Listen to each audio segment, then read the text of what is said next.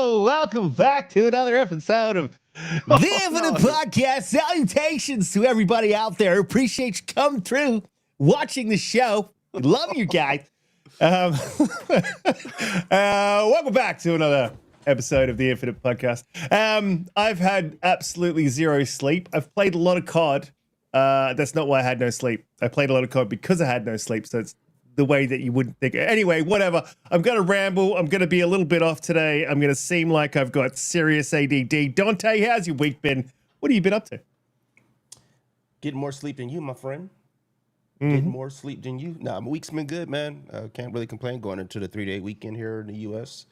Haven't got a chance to do... Well, actually, I have been. I've been playing a lot of Monster Hunter lately. Monster Hunter... Rise. Is that the one? Yeah, Rise.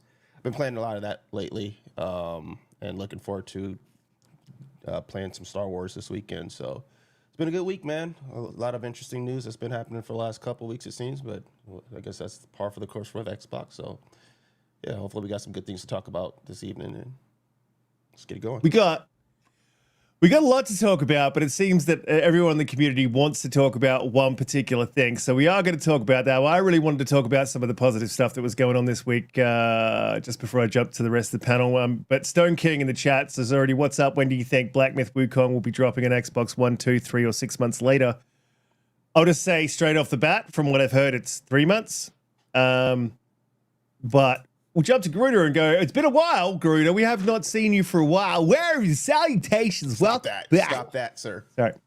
I'm sorry. No. How you doing? You been up to? Yeah, fantastic. Well, look, I'm always good, bro. Look, yeah, I'm a little bit like you. I've had a little bit more sleep, but not a lot more sleep than you. Sick little girl, so and I've got like some hardcore allergies, man. It's that time of year. It's just hit spring here in Australia, so yeah, that's pretty wild. But hey, man, no complaints. The weather's warming up. It's beautiful. As far as like what I've been playing and stuff, I'm neither here nor there with a couple of games. I've tried so many different things and nothing's grabbing me at the moment. I think because I'm sort of anticipating some of these cool RTS games that are about to sort of hit Game Pass and release. I'm a big RTS fan. I know it's probably a little, I know it's a bit of a niche thing these days, but I love RTS. Yeah, man, I'm looking forward to Age of Mythology Retold in a few days, and Ara History Untold. There's like 4 big RTS games coming out in September, so my mouse and keyboard are ready to roll. So I'm keen for that. So Age of Mythology, Ara, Frostpunk 2. Frostpunk 2, yep. I loved the first Frostpunk. I just played that recently. Man, that is hard and brutal and wild. Yeah. I think there's more as well. I think there's 4. But why all are they those not three coming? Why are they not spread out? Sorry, I didn't mean to railroad this. I just wanted to make sure.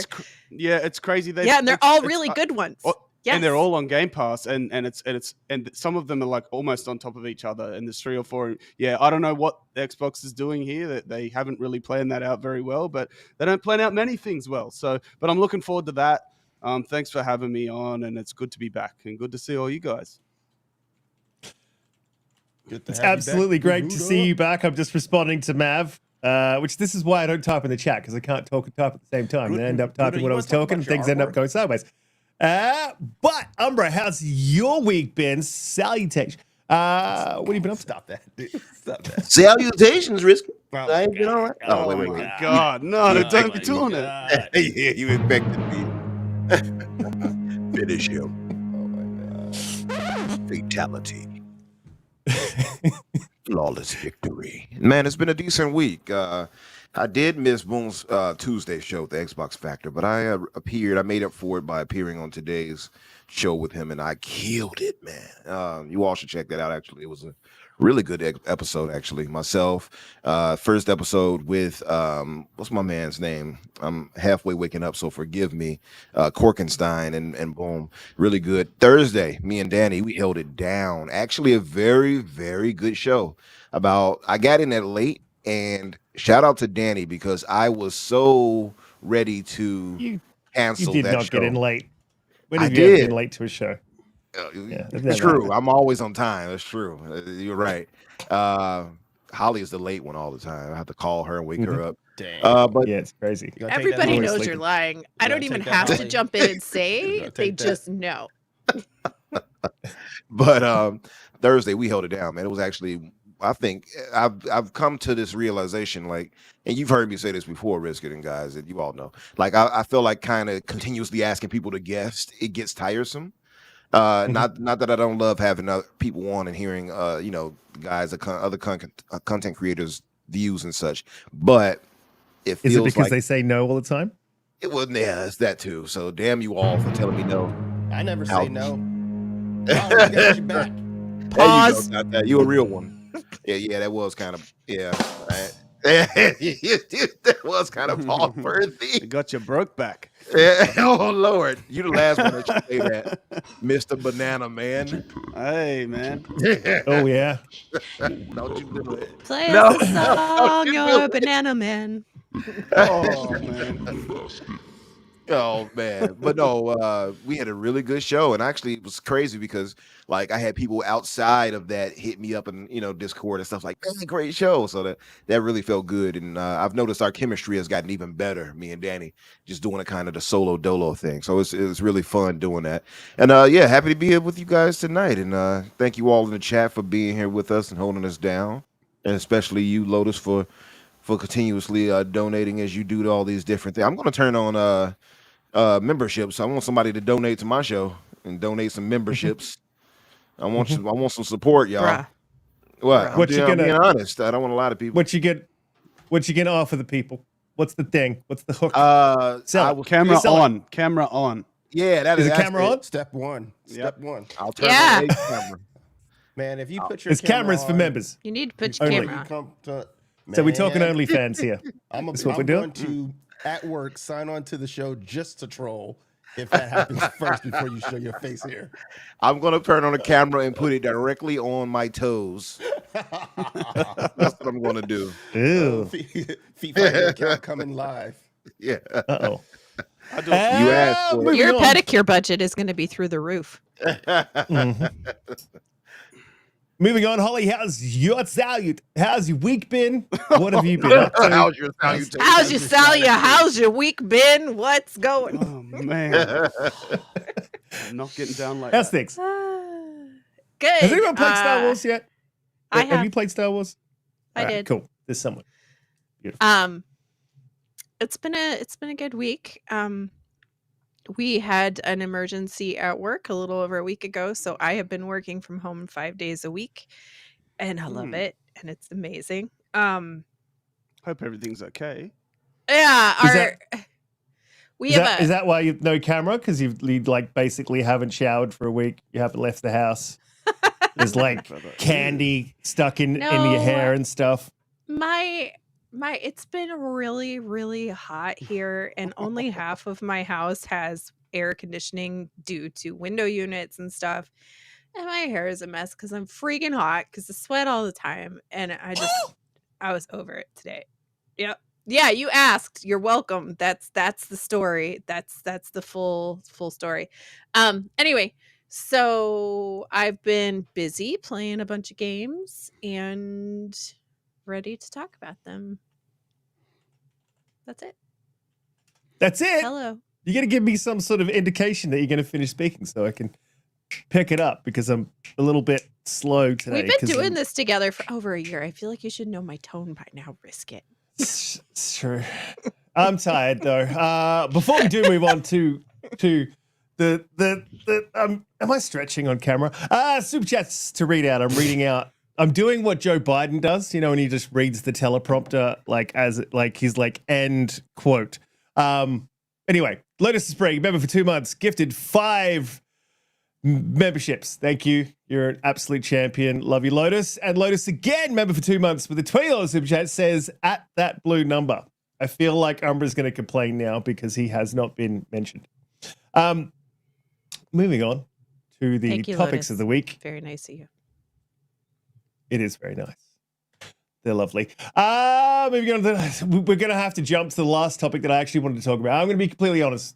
This is going to bring up a whole bunch of stuff that we have covered so many times, So just from the outset, Black Myth Wukong, the exclusivity question, there seems to be some back and forth between all of the insiders, or people known as insiders. Paul Tassi came out and said, I think Nick and Jeff pushed back, saying it was a technical issue. Correct me if I've got this wrong, by the way, because I am tired and it's really confusing because there's a lot of insiders doing a lot of talking. So Nick and Jeff have come out and said that it is technical issues and there is no exclusivity deal. I believe Jez, Paul Tassi, and someone else says that there is exclusivity deal. Paul Tassi came out with a tweet and said, I would not have published without what I consider to be an extremely authoritative source. Frustrating not to be able to say more. The situation has been described to me as bizarre, which I can certainly agree with at this point. IGN then came out and backed that assertion with their own source, apparently saying that there is an exclusivity deal in the background. So I actually, so I'm not I just, again, if this gets out at all, like, I am not an insider, so not at all. But I made a tweet. Someone reached out to me because I said a specific thing, and they sort of disagreed, kind of agreed with what I said. Someone reached out to me and said that I'm not going to read it verbatim, but very basically, I was told that this was about the decision. Was it that? The decision to go to Black. The decision to go to Game Science and talk to them about exclusivity was because Concord, they believed, wasn't going to do so well. Apparently, this is about 2 weeks before the Summer Game Fest trailer, and they're relying on Astrobot to carry them through to the end of the year. I don't know, this is not a confirmed thing. This is just what I was told by someone who I actually would trust, but it's not confirmed. I don't know.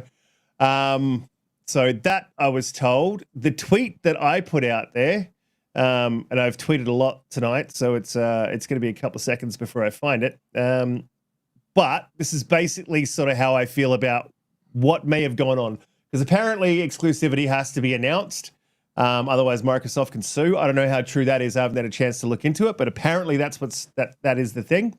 But when you don't have to sign an exclusivity deal if you, for instance, say PlayStation goes to Game Science, knows they're struggling with the console ports, they're going to miss their date. PlayStation offers them a bag to back that, the technical difficulties, offers them technical assistance, and then obviously they're going to focus on the PlayStation port. Maybe there was a conversation about we'll just focus completely on that PlayStation port, and then we'll get it out the door. And Game Science may have turned around to Xbox and said, look, we're just going to put this on hold until we can get it done. It's a really interesting one because, as well, what I've sort of noticed in the community, the PlayStation community, is they always celebrate when PlayStation gets an exclusive. But what they're doing this time is they would rather they want the Series S to suck. They want it to be a potato. So now they're refuting that PlayStation would do this to get an exclusive game. That's what I think. I don't know if that's why they're doing it, but it's weird. You don't ever see Sony guys not touting exclusivity. I thought exclusivity was a good thing. So there's a lot to talk about on this one. I'm going to go around the panel. We're going to end up in some very familiar territory about the Series S and all of this stuff. Again, I will say one thing. I actually heard Jez's podcast a little bit of today. I've listened to a bit. One thing that he said that I 110% agree with. Regardless of the reason, this falls 100% at Xbox's feet. It doesn't matter what the reason is. They need to go out there and solve the problem. Whatever the problem is, solve that problem. There's lots of ways that we think we could solve this problem. We've had conversations about it. It's been conversations on Twitter. We're going to go around the table now. Donte, I'm going to jump to you because I know we were talking about this in the green room a little bit. So I'll jump to you, get your bars. And I guess this is going to skew into 100 different sort of topics around this. So we'll try to get to all of them. Yeah, I'll try to keep it kind of short. I'm kind of in line with what Jez's view on it, because at this point, it doesn't matter, right? It's just it's a theme that unfortunately Xbox hasn't been able to get themselves away from. And so if it is a situation where, yes, they were having some technical issues, most likely it was the S that was probably the culprit in this regard. Then again, you have a situation where, like, I understand the value of the S. So I'm not one of these people who's like, the S is a mistake. I understand the value of it, but it does seem that it has been creating this issue where for some development groups, it's been harder for them to optimize for. And because of Xbox's parity clause, which I don't know if, I think they still have it. I heard some rumors of some people saying that they may have dropped it, but I think it's still a thing. Because of that, it makes it where it's like, okay, well, we're not going to put it on the X and then patch in something for the S later, which I get, which makes sense. That wouldn't look good for Microsoft. But at the same point, like having the S allowed them to move as many units as they've been able to move. So without the S, they probably be struggling even more with hardware sales. So like it's one of these kind of like damned if you do, damned if you don't situations where like the S is good to be out there because it's the lower entry point, but because of its limitations that some development groups are having problems with it, then you have these issues where these big games that come out, if you're hearing it's on PlayStation and not on Xbox, there's this theme of, okay, look at your lack of focus on Xbox is making it to where it seems like more and more times you were seeing some games that you're the platform that's being skipped for some reason, and the consumer doesn't care the reasons why at that point, right? And there's not enough proper transparency that I see that is explaining what the reason is, if it is a situation of paid for exclusivity or if it's an issue with basically developing for the hardware. So Xbox, it is on them. They need to be clearer with their message. They need to get ahead of this, or they need to definitely learn from this. Whatever the next iteration of hardware is, you can't have this happen again where one piece of hardware is potentially the reason why certain games are delayed coming to your platform. You're missing out on the hype of people who are like wanting to get it at release, right? That's when you're probably going to get the most sales out of it. So people who may do own multiple consoles are definitely going to pick it up on the platform that actually has it, even though they may prefer to play on the Xbox side. So the reason doesn't really matter so much. You got to fix it, and I don't know if they can if it really is a Series S issue where it's just some developers are going to be better than others when it comes to making sure that they can get the game optimized to run on both platforms. So is what it is, unfortunately. Yeah, so I'm gonna just preface like what my take is, because Kay's sort of a little bit throwing me under the bus already. And this has been my stance for quite a long time. I think the Series S is a mistake. I think what the mistake is up for debate. Like, is the mistake not enough RAM? Is the mistake that they made the SKU in the first place? Is the mistake that they assume that developers would put that extra work in there to get games running well on the Series S? And I'm not saying it can't be done, because you play Resident Evil 4 on a Series S and it is undeniable that the developers can do it. That's not at all what I'm saying. And I'm not saying that the Series S is a bad machine either. What I'm saying is the Series S does not exist in a vacuum. There's two other consoles that you need to develop for. And I think the Switch is a good example. And someone, well, Fonz, I'll just say it's Fonz, pointed out that Switch doesn't need third-party games, but the Switch gets missed quite often because it is of a lower spec. It is of a very, very, very low spec.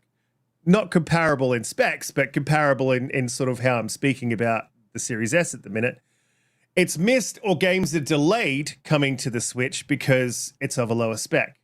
Can't do that with the Series S because it's got parity with Series X. Is the mistake parity?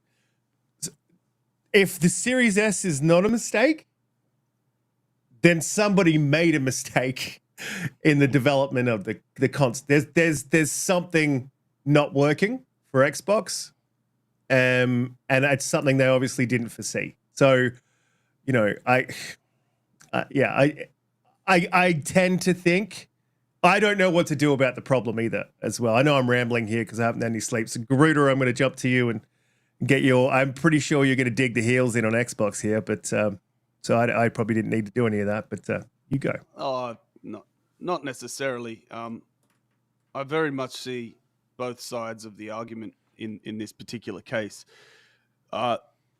Yes, when the consoles were initially announced, and we found out that the Series S was going to be a lower spec SKU, I had my concerns, but I also thought, and I think this has come to fruition, that the Series S would generate more sales and probably be the biggest seller out of the two consoles, and that probably, I think it more or less is the case. But yeah, essentially what Jez said is right in that it's an Xbox problem that they should have been able to foresee, or at least have a plan to mitigate the issues that we're seeing now, and they haven't really handled that very well. And it's a case of the support given by Microsoft to developers to optimize for the Series S, but it's also not that simple because all of this comes back to how games are designed from the jump. How what specs they're designing them around and what the scope is going to be. That's up to the developer. It's not necessarily Microsoft who dictates that. So they can only provide so much support.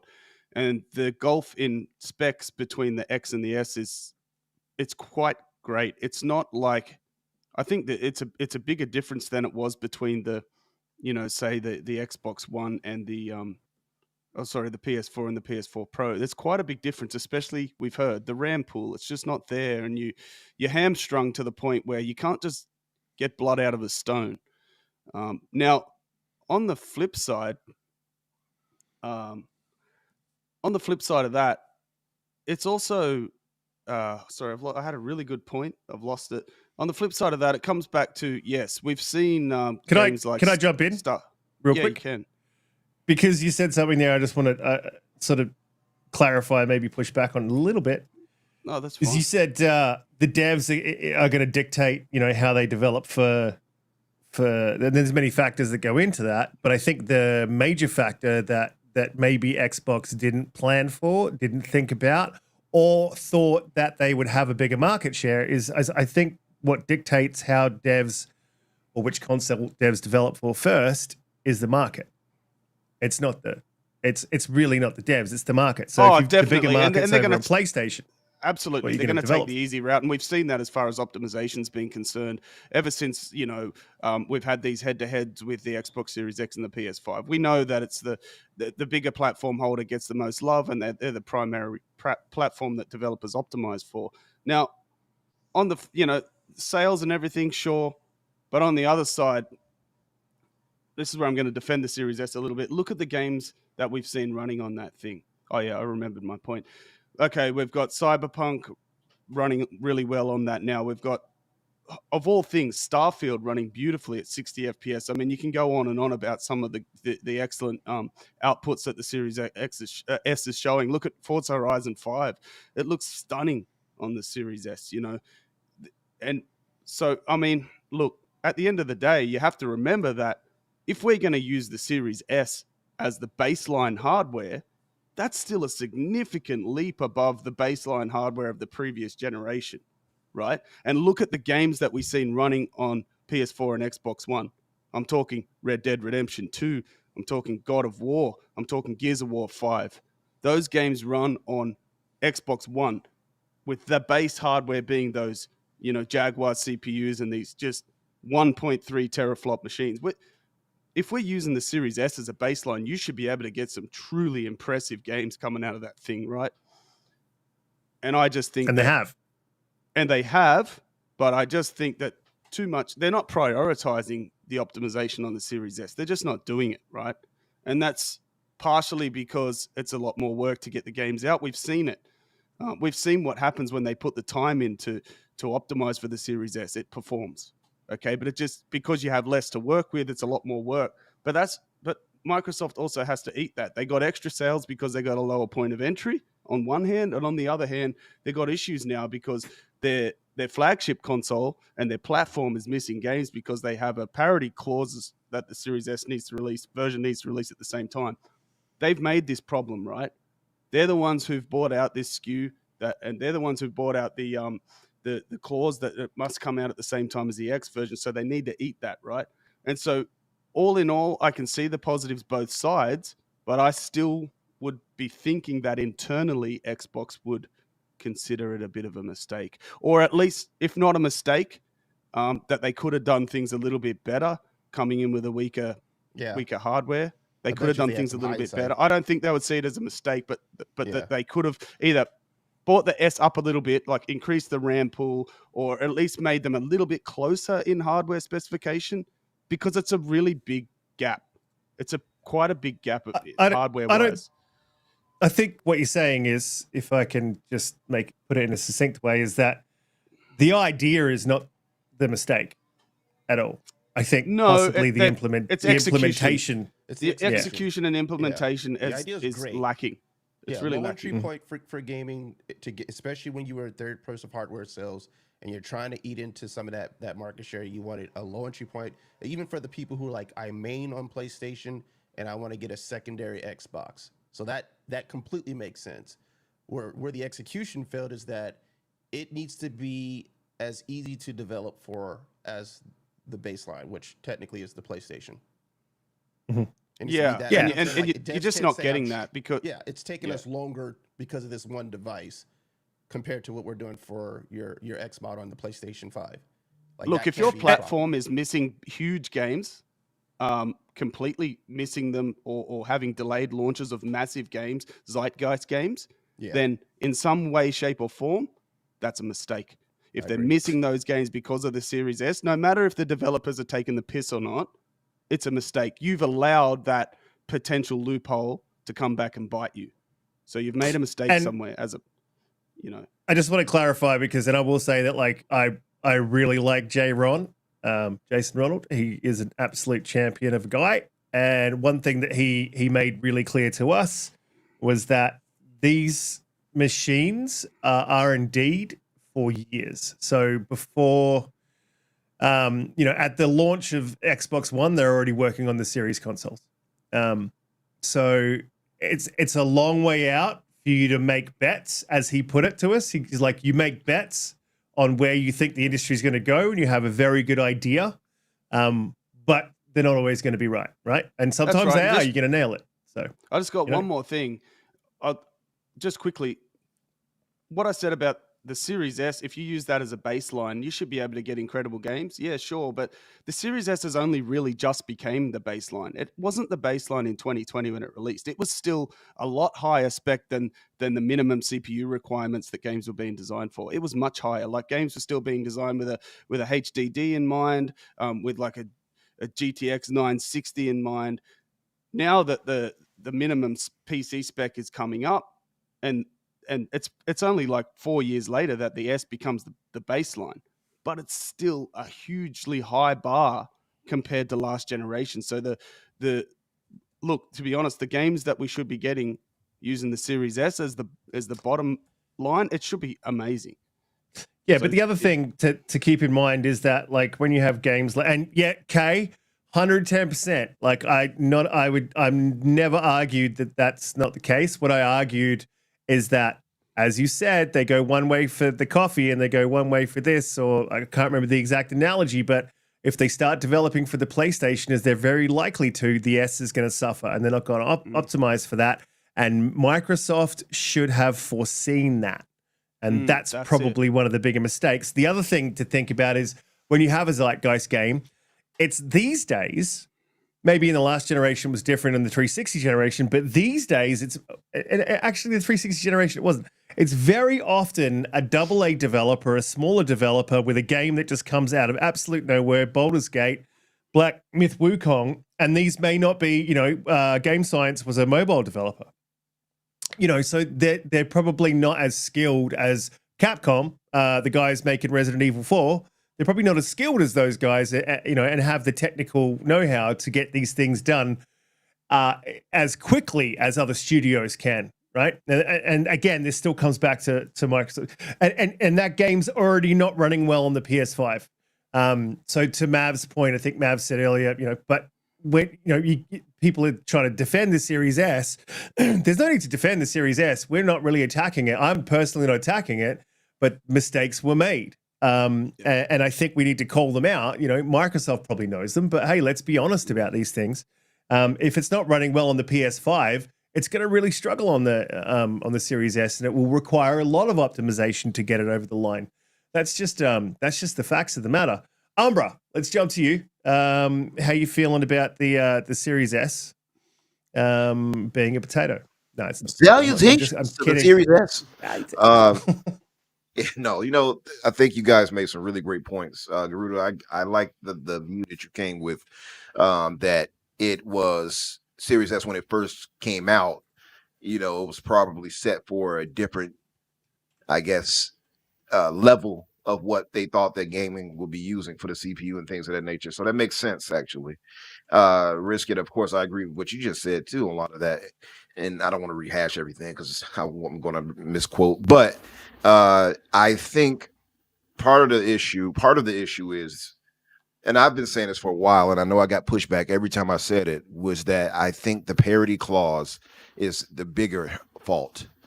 Fonz was highlighting it pretty well earlier on you guys back and forth, and even when I posted earlier, it's like, and I already had came to that conclusion. So he was really saying what I had felt, and I'm probably not as harsh as he sees it. It's like, oh, skip the Series S, or it's a mistake. I don't think it's a mistake. I just think it's one of those things that didn't quite pan out, right? Like it's a great idea that doesn't quite work with the marketplace, because as you pointed out, Microsoft should have foreseen Sony would be obviously the console of choice typically, and that they're going to use them as the baseline and port from them. So I think they could have probably known that, or should have known that, and planned accordingly. But it's obviously a smart idea to gain casuals for a cheaper price for entry into next gen, right? So it's not like, that was a terrible idea. No, clearly it was a great idea. But the problem is that too often now the Series S is scapegoated for us missing, like you pointed out a second ago, zeitgeist games. Many of us saw Black Myth Wukong being one of those zeitgeist games well before it released. It was nothing but hype surrounding that game. It looked gorgeous. It already had half the battle won by looking as great as it did in Unreal Engine. The best engine in the market. No, but seriously, and I think your point was great when you pointed out that these guys were mobile developers, and it's only like 30 of them. To turn in such a game like that, who would have thunk that, right? Who would have thought they would jump from, oh, here's mobile to here's a AAA game from China. Who would have thought that? Nobody. Most people thought it was going to be like vaporware. Even I had a thought like, is that going to be legit? Even we thought that when we saw games like what was that? What's that game? Risk Point zero blade. Yeah, the one that Banter Blade Zero. Yeah, Santi played it too, exactly, or he saw it at least. Yeah, it is vaporware. Still vaporware. That's what it seems like, right? And but then you actually the original see it in trailer action. it looks a bit different now. Yeah, true. The original trailer was not actually gameplay. They confirmed. Yep. So that's what made us like, oh, this can't be real. But they pulled it out. They pulled it off. Oh, there you go. Worse. Hey, I have to go back. He's going from bad to worse. They pulled it off with Black Myth. However they did. But the thing is that thing is very demanding already, and people point out, and it's true, and I think you're right on that these guys don't necessarily have that optimized will. They don't. It takes my 4080 Super to be at, to run it at 60 frames or more. I have to turn off ray tracing, I have to turn off certain things to get it to run away. I can play it at ultra, but I can't play it at ultra with everything on. And I got a 4080 Super. So imagine how much it is for the Series S. That's why I haven't even played the game yet, because I know I have a 4080, not a 4080 Super. I know I can't run that game at max settings, not even close. Damn. That's on a 4080. Yeah. That's crazy. You should be able to run it well, but just not what else. You got to turn off certain things. Yeah, I don't turn stuff off, bro. I'm a snob. I don't do that. If my PC can't do it, I don't play it. But I just want to say, you made a great point about how amazing Black Myth Wukong looked, but we've seen how good it looked 4 years ago. Xbox should have been like, light bulb moment. Oh shit, look at that game. That's a long way out. We need to get that's going to struggle on the S. We need to get that shit working. Yep. Because look how amazing it looked 4 years ago. So what were they doing? 100% agreed. And this is part of why I said I agree with what you said, and I agree with what Riskit said when he pointed out that Sony being the market leader, obviously they're not going to miss the game on Sony. Microsoft had to know that. So you hear people clamoring, saying, "Hey, are you going to get Black Myth?" I've seen these tweets. Well, years ago, saying, "Hey, make sure you get Black Myth." I even wrote it to him one time, like, "Hey, make sure you get Black Myth. Don't let that, don't let it slip away because we've had it happen so many times. We knew it, and still, it comes to this, and then Microsoft is kind of surprised, and I say that because of what Jazz has informed us. I had a conversation with him, and I saw back and forth even with him and Nick, Special Nick. Shout out to both after the fact, and I'll read some of that, and go into that. I see Gray booing me in the chat. I don't know why. Is it because I mentioned the PC?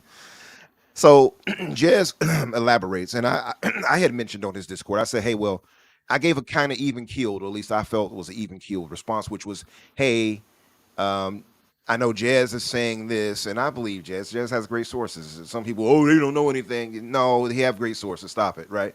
So, same with Nick. They have been right a lot. Sometimes they're wrong. Exactly. I don't know and that's just because things change, right? That's You right. hear Things something at one change. time, and then it changes within the company. Exactly. I don't know what these tomatoes are for, Riskit.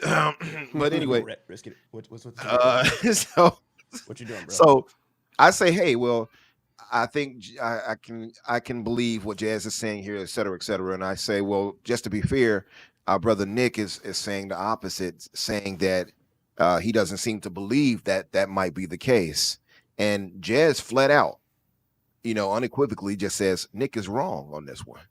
And he says that he believes that the sources don't know is all. That's it.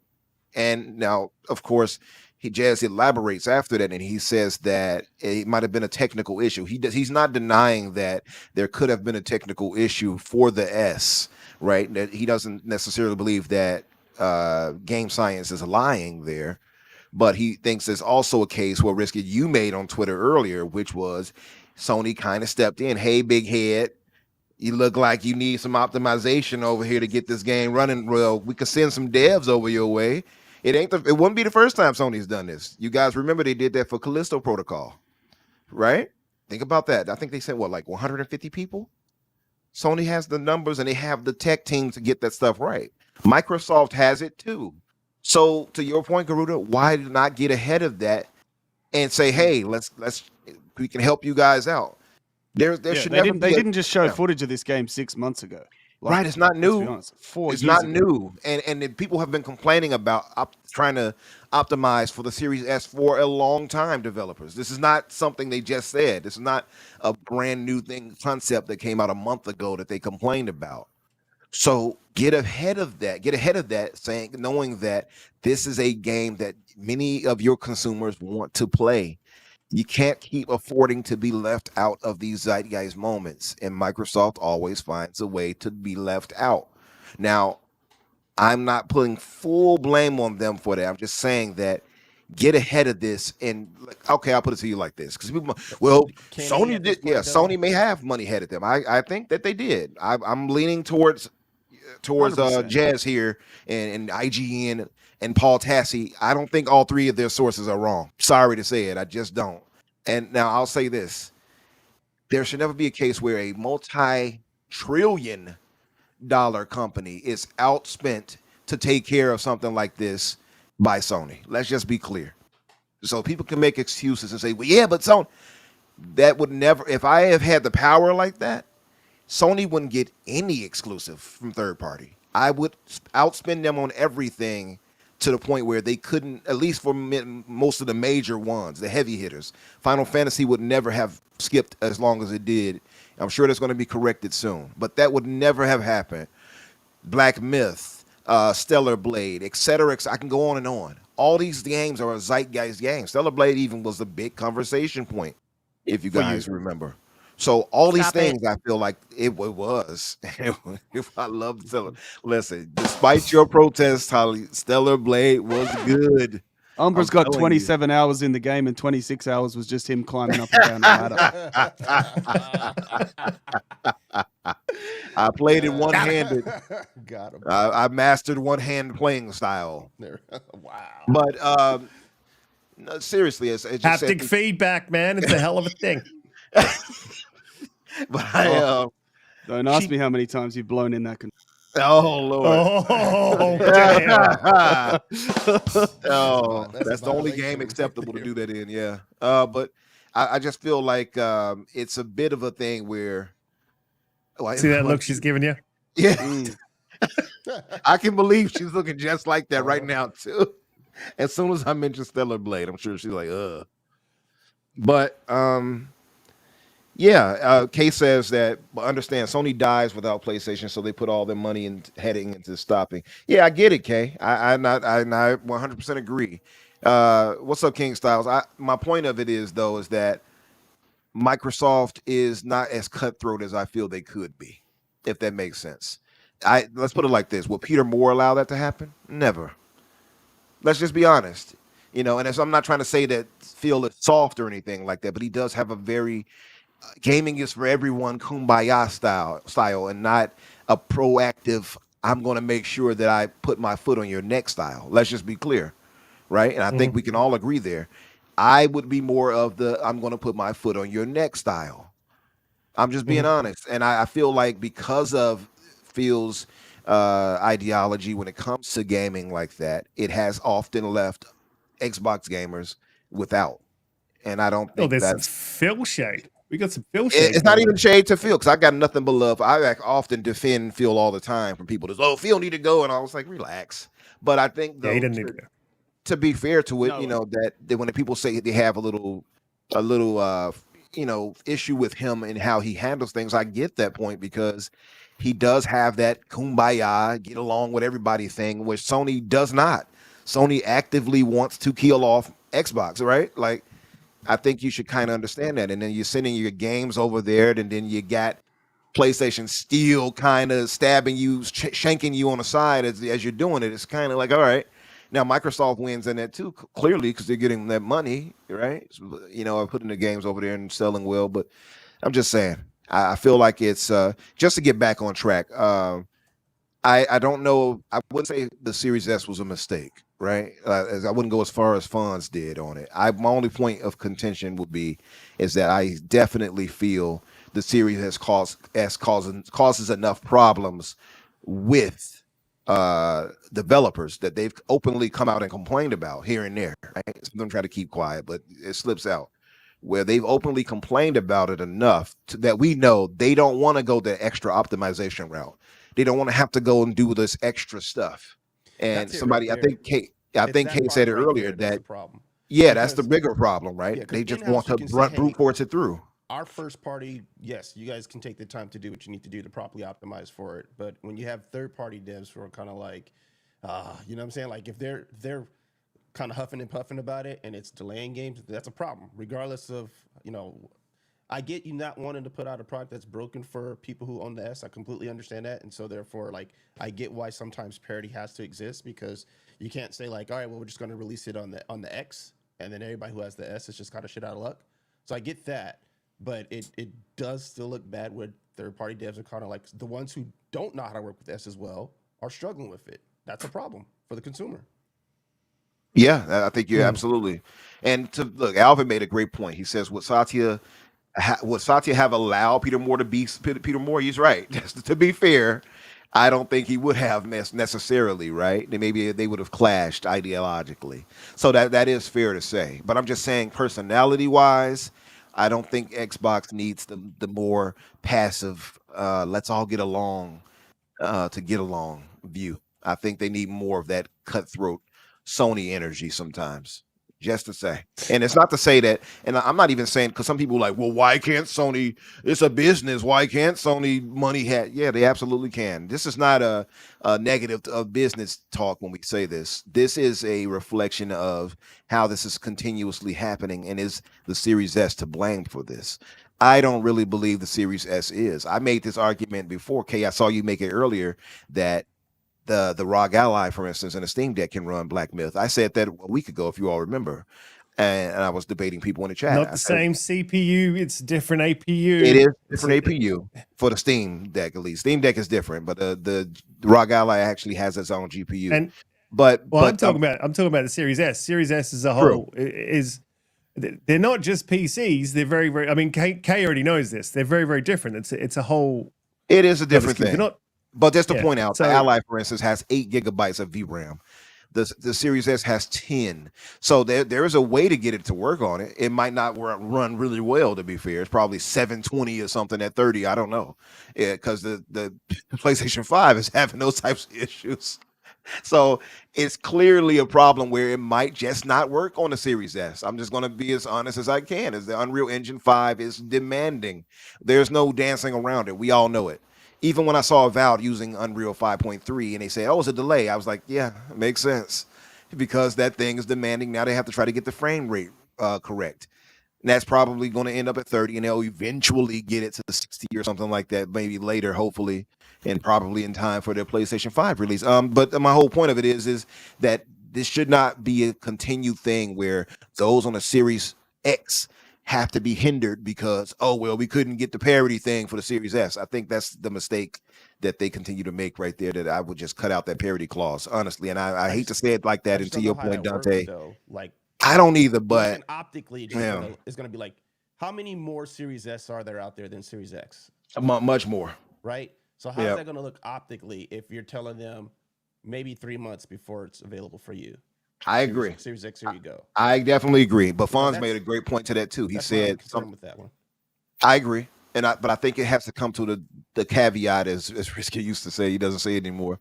The understanding of, as Fonz put it so succinctly, you get what you pay for.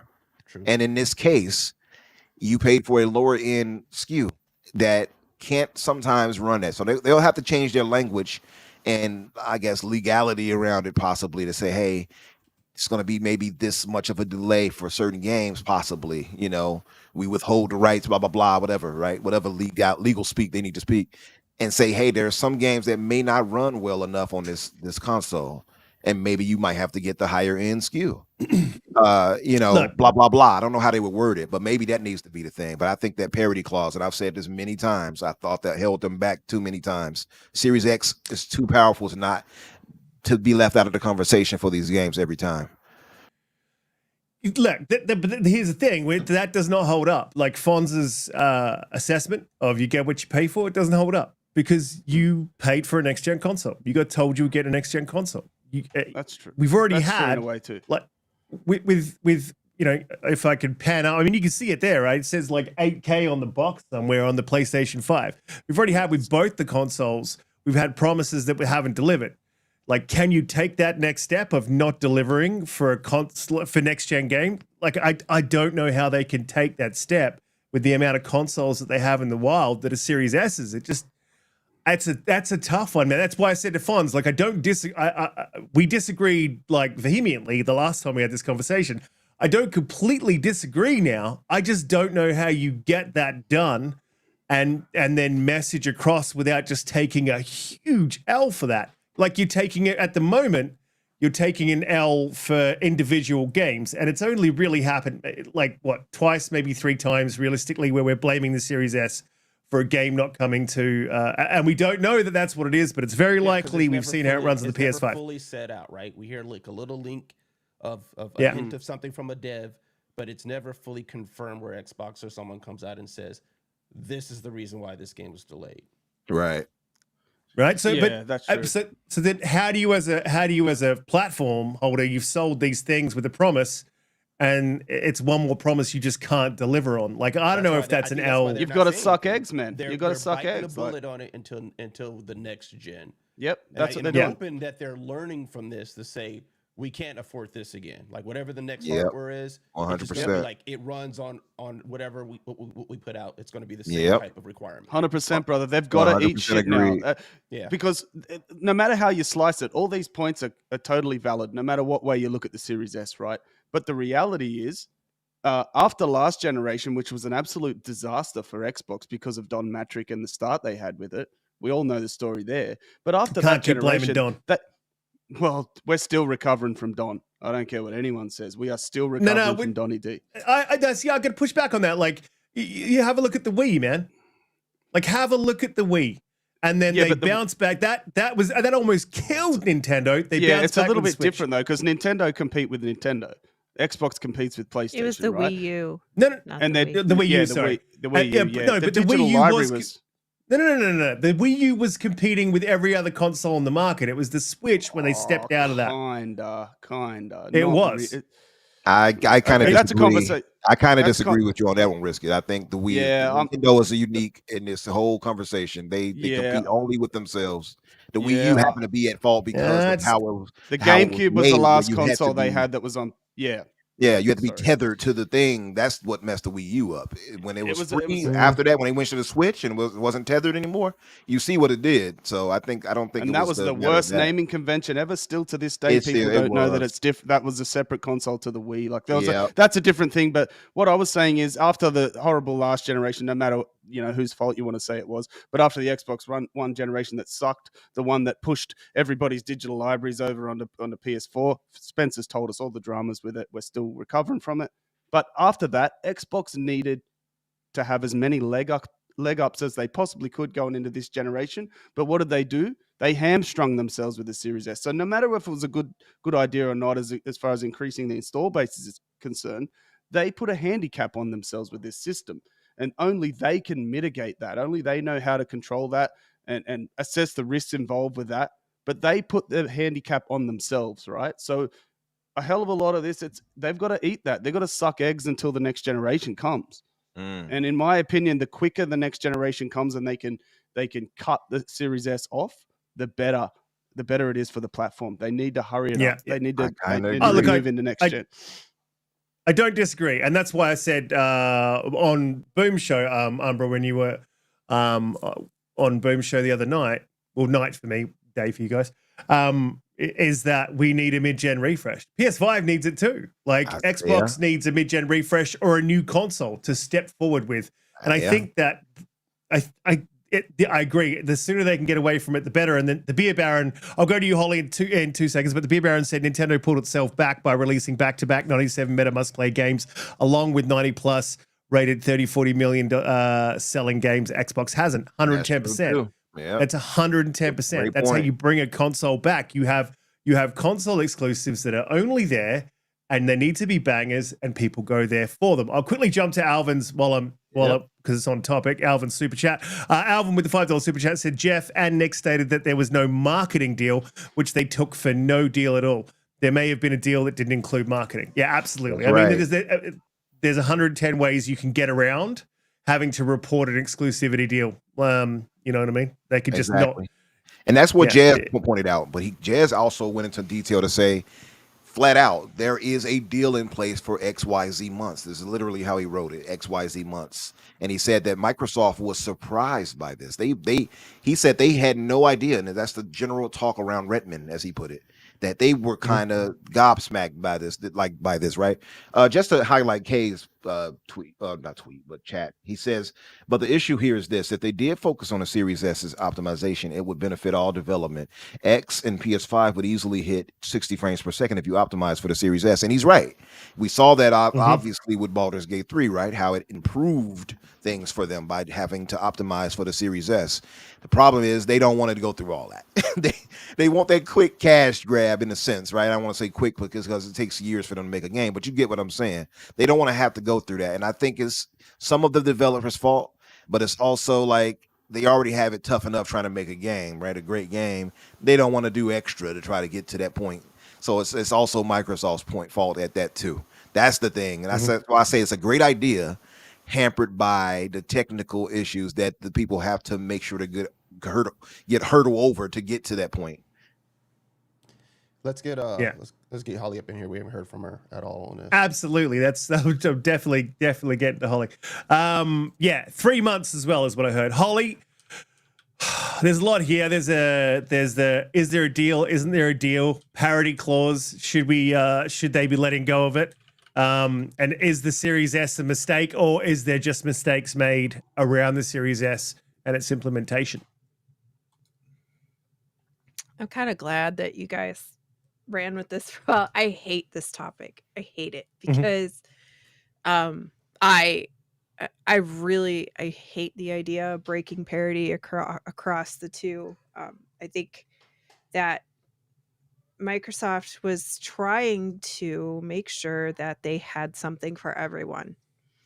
and they knew that their long-term plan this generation was to get Game Pass everywhere, and that, they wouldn't have that in place for cloud right away. And they knew that they weren't going to be able to go from third to first or third to second this generation. I think they probably had a pretty strong understanding that they were going to, be playing catch up, but still a little bit behind the eight ball. And so what do? You don't necessarily need to be the first or primary console in every home, but you need to have a console in as many as a secondary option as possible. And that's the thing that people keep forgetting. It's not about converting anybody from one platform to another. It's about being there, period, in whatever form that is. And even then, if you just take away like the hardcore, because you keep talking about this, like, like a lot of all of us, right? Talk about this as hardcores, but like there's a lot of people who don't want to shell out $500-600 for a console for a kid they're only going to let play 3 hours a week or whatever, right? Because they're either regulate their time or their kid's too busy, or even just the That's fact that bad you don't want to parenting. spend Yeah. you don't want to spend that much money on one thing for your kid, right? Like that is probably more than the budget of a birthday present or something like that, right? And then you're talking all of the games beyond that. Even if you just talk about Game Pass, that is now a monthly cost that you would have to incur for your kid. So they generated this console for that market, and they generated it for the secondary market, and they generated it for people who just can't afford the X. And so by saying they should drop parity and you get what you pay for, you're essentially telling those people they're second-class citizens. And that's not the message that you need or you want to be perceived in your ecosystem. So I don't like the conversation about breaking parity. I understand it, and I understand what everybody says, but nobody has like very rarely, except for like Larian with Baldur's Gate for the split screen dilemma, have we ever had a developer come directly and say, the Series S is the problem. Gosh dang it, I can't do anything on Xbox. This whole thing is useless because the Series S sucks. Like, it's just this narrative that was generated with whatever first game it was at the beginning of the generation because people saw it as an inferior console, and they've taken and ran with it. Now it's a joke, right, on Twitter where everybody like, throws out, I blame the Series S, and it's funny. It's funny, but in all reality, that's what it's become, and not necessarily through the fault of the box. Like Kay said, there's a lot of optimization issues. There are a lot of people who don't take like the time. If you built from the right thing, it would all go smoother. And I just don't like. And then I will say, Umbra, I was hoping you brought it up, but you didn't. And I'm not going to try to take credit for it. But last night, Daniel had a really good thing that he had. Well, it was very interesting. I hadn't heard anybody say it yet, but he said that what he'd heard was that Black Myth Wukong in development had come across this memory leak issue, because we've heard this memory leak issue floating around this week as well, right? Mhm. That they had come across this memory leak issue and thought, well, shoot, do we still have time to grab the bag? Let's grab the bag and sign up with PlayStation for this exclusivity deal while they still don't know, or while other people don't know. Take the money and then work on the memory leak issue in the meantime for the other platforms, so we're getting double paid, right? And I thought that was a really interesting perspective. Don't know if it's true or not, but it would sort of explain away this memory leak that's floating around. But also, I definitely think at the end of the day, Sony did pay for some level of exclusivity here, because I just don't see, I don't know, I just don't really see how it didn't, but you never know.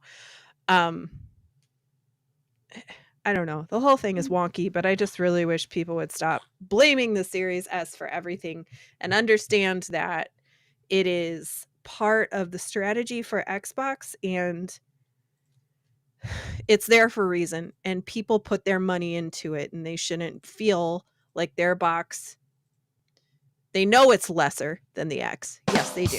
But they shouldn't expect to be scrounging for the scraps like the dog under the table on the games. They should be sitting at the table with everybody else. I feel like the Yeah. problem is though is that they're scrounging around and also making the Series X users scrounge around too. That's the bigger problem. And I hear you that it should be that way, but I think that's just the reality. Now these developers then are there's- coming out flat out saying, "Oh, it's the Series S," but it's the Well- common denominator in every single situation. And if we're talking about Black Myth Wukong specifically, I mean, there's been a couple others too, like the cap thing or whatever. But like, you know, Game Science originally came out, or I don't know, like I don't remember the whole thing because the whole thing is convoluted, and I don't care about this game at all. So it just like I haven't been paying as much attention. Skill But issue. Okay, I finished Elden Ring and the DLC. What have you done with it?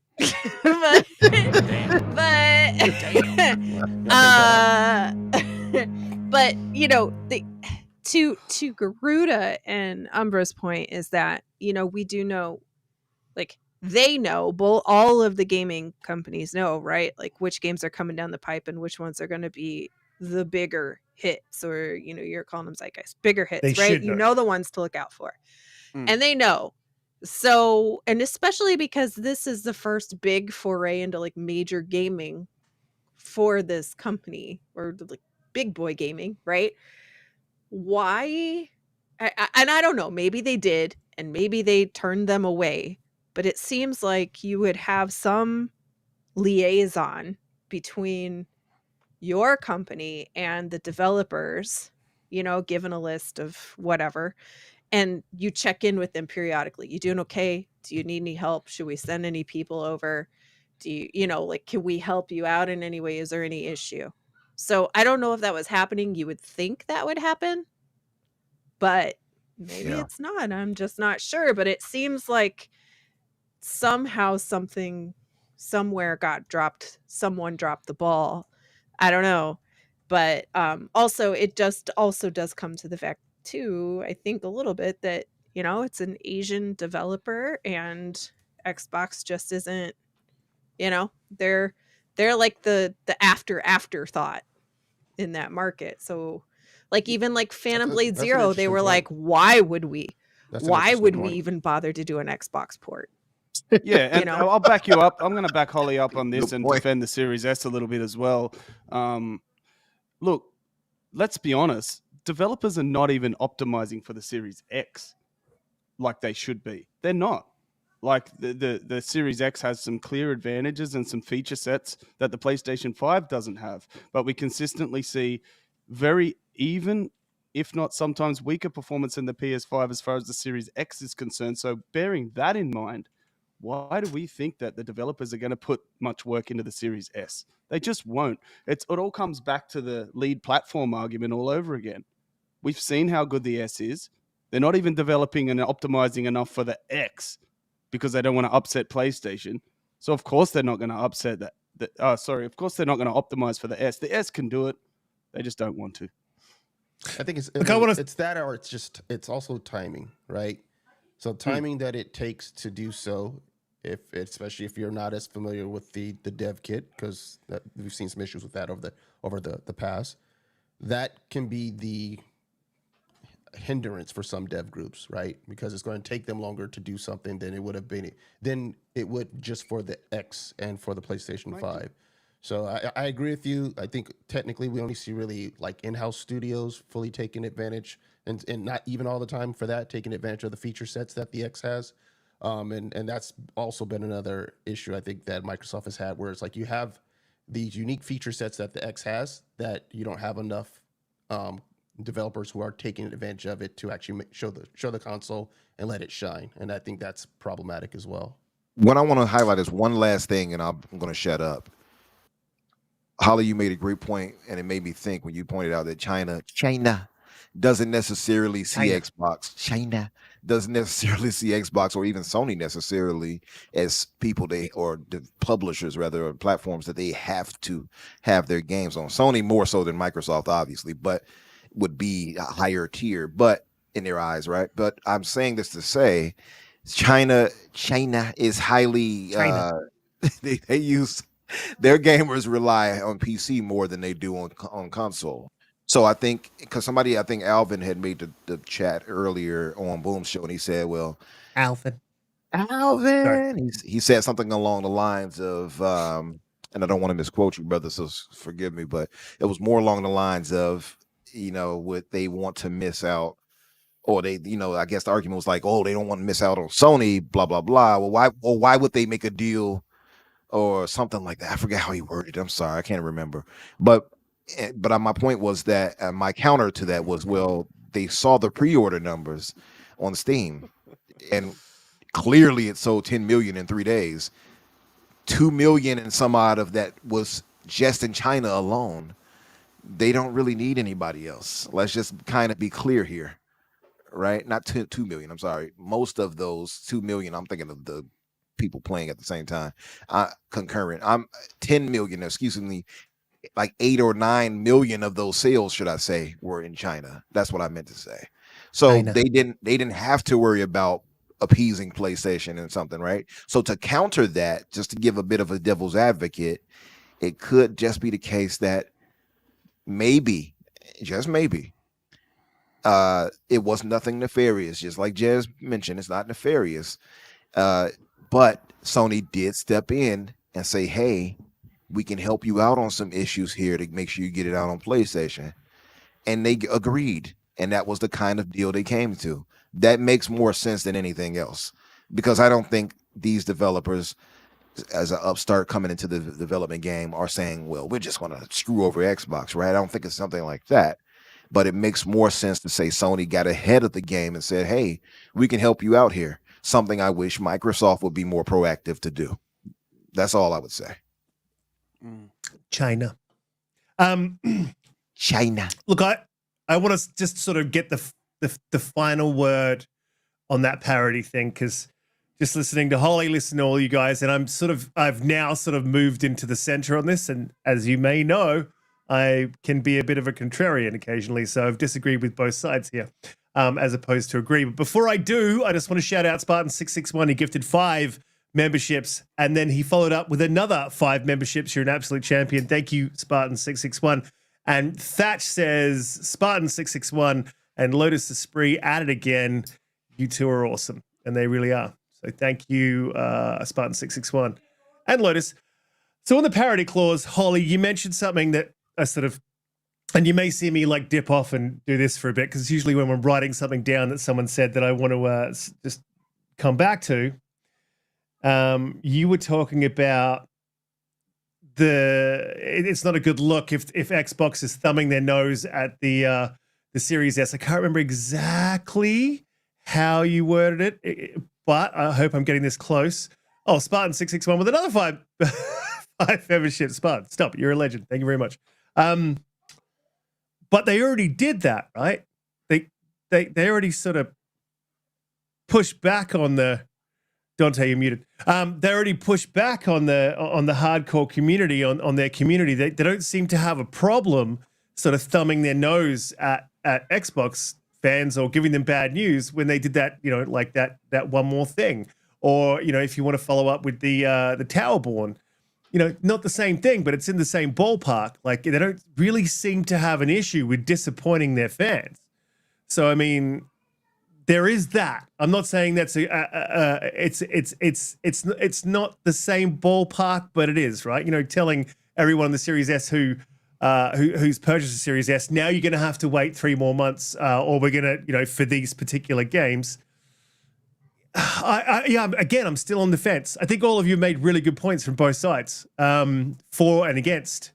And that's why I think I would hate to be in Xbox's shoes right now, trying to make that decision about the parity clause. Like, it's a tough one. It is a massive L if you do it, But then if you do it, like conversely to what I said on the other side of the fence from what I initially said, it's a massive L if you do it. But realistically, so far, if you told everyone in Series S, hey, if the developers, we're going to remove the parity clause, and if developers want to release, technically so far, you would have only seen that with 2 games, right? So, we're so close to the next gen. There's no way they're going to drop it. Yes, that would have Holly. happened already. You took the words out of my mouth, Holly. At this point, they are so close to next gen. They must be pushing for them to be like, hey, we're gonna. Nah, that would have happened already. No, they're going to eat shit until they get next gen out. But I would imagine that behind the scenes, it's all hands on deck to get the next generation out, so that it can just wash their hands of this, push it to the side, and say, "Hey, we supported that system for 6 years. You've got 6 years of support with that, plus back compat.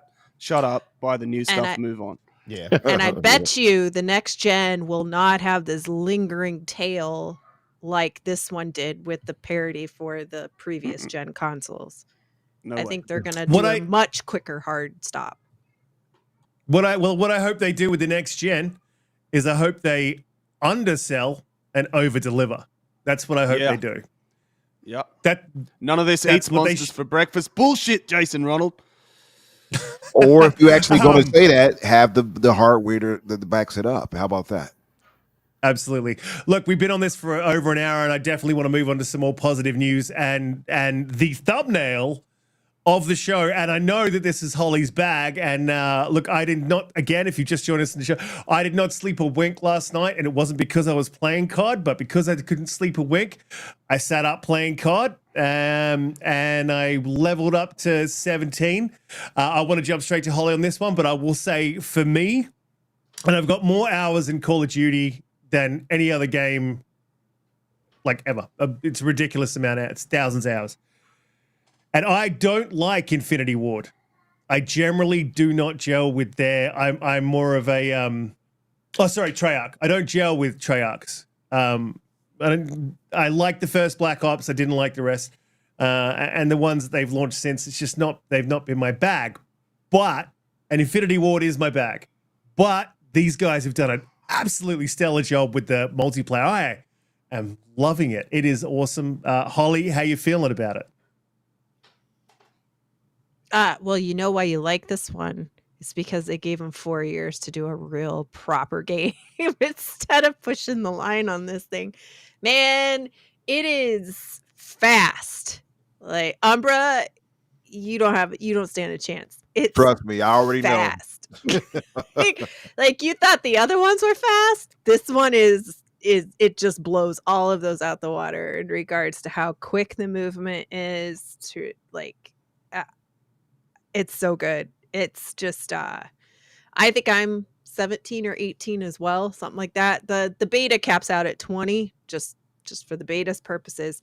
They only have 3 maps up right now and 3 game modes, but as the weekend goes on, and then also I think it's next weekend when the open beta is, they'll keep adding more guns because there's only a limited amount of guns as well. They'll add more guns, they'll add more game types, and they'll add more maps. And I don't know what you think about the maps, Riskit. I saw somebody write in the chat earlier that they thought they were trash maps. There's 3 maps. One of them is called Skyline, which they were like pushing really hard during COD Next. And I actually think that's pretty good. It's like a big fancy millionaire's house with like a pool in the back. And was that the one that cycled through the most? Because they've already got map voting, so. And like they've got map voting. Yeah, it was really pissing me off that people kept voting. I'm like, play this map, want to play the other ones, but people just kept voting it in. Like it's good because there's only 3 maps. Yeah, there's only 3 maps right now. Like I said, I think more will open up tomorrow. But the Skyline was good. I do actually like the flow of that one. You could tell though that it's definitely directly from the campaign, because I don't know if you found your way into the bottom. There's like some tunnels and vents and stuff in the bottom of the house, and I'm like, why would anybody be here? I don't know why we're here. Like I was just crawling around this vent like, this isn't right. Nobody's here. What's going on? Yeah, no. So so if you talk, in Skyline, so that actually goes from one side of the house to the other. It does, and you come out behind a bookshelf. Room. Yep. Yeah. And then you can like ambush. It's for like in Hardline, you can, is that right? Hardline? I forget the name of it. Hardpoint. Hardpoint. Yeah. Hardline was Battlefield. But so you can sort of in Hardpoint, you can sort of come up on the hardpoint without anyone seeing you. I've used it heaps. Like people, it's awesome. I love it. Yeah. But yeah. So It there's looks like that it's map. part of the camp. I do like that map. Then there's one called Derelict, which is just basically like it's a mid to small map. It's a bunch of train cars that are kind of broken down, and then a shack, and it's pretty good.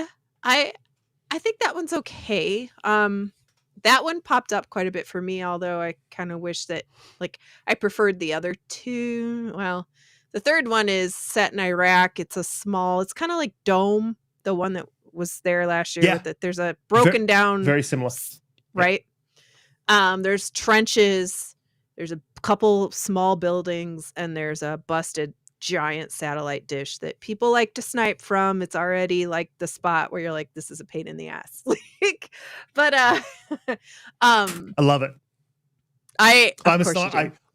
I snipe. I don't always snipe. I like to run and gun, but when I snipe, I am very like on the outskirts of the map sniping. So whenever there's a snipe point, like I'll be that annoying dude that sits there and just snipes you every time you run past. That's me. It's gonna be like Rust though, where I hated that point at the top of Rust because it's just annoying to get up there to take them down, but it's just like it just becomes your main mission. You're like, screw the objective to this game, that guy is going down, fuck that guy.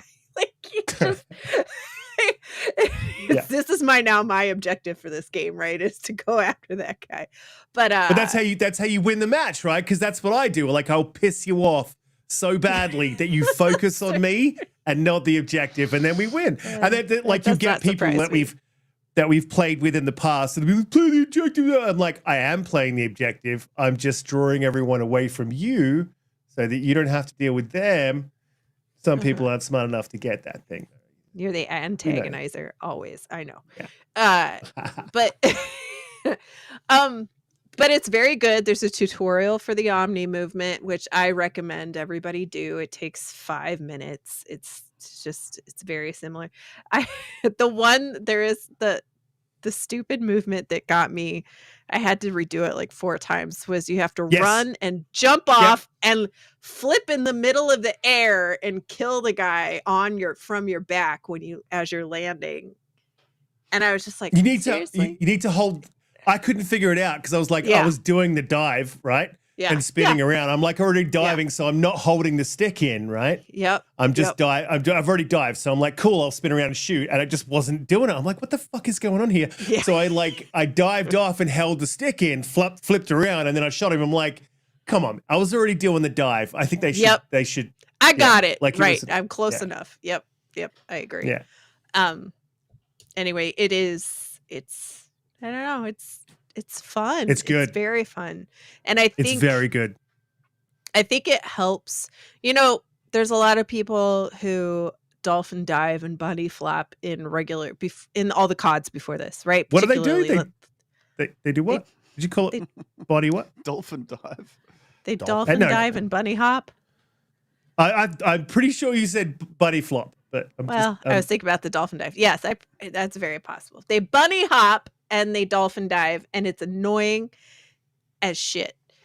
What I think the Omni movement system does, though, is I think it helps other people who didn't traditionally do that more than it helps the people who did all that stuff, because it helps you counteract that dumbness, I think. It's stopped I've noticed, and I'm absolutely so I'm okay. Like I'm not the most awesome COD player on the planet, but as I was saying to you in chat, I was what does Umbra say, braggadocious. I was bragging a little bit because I was absolutely just wrecking lobbies, and I'm like, what is going on here?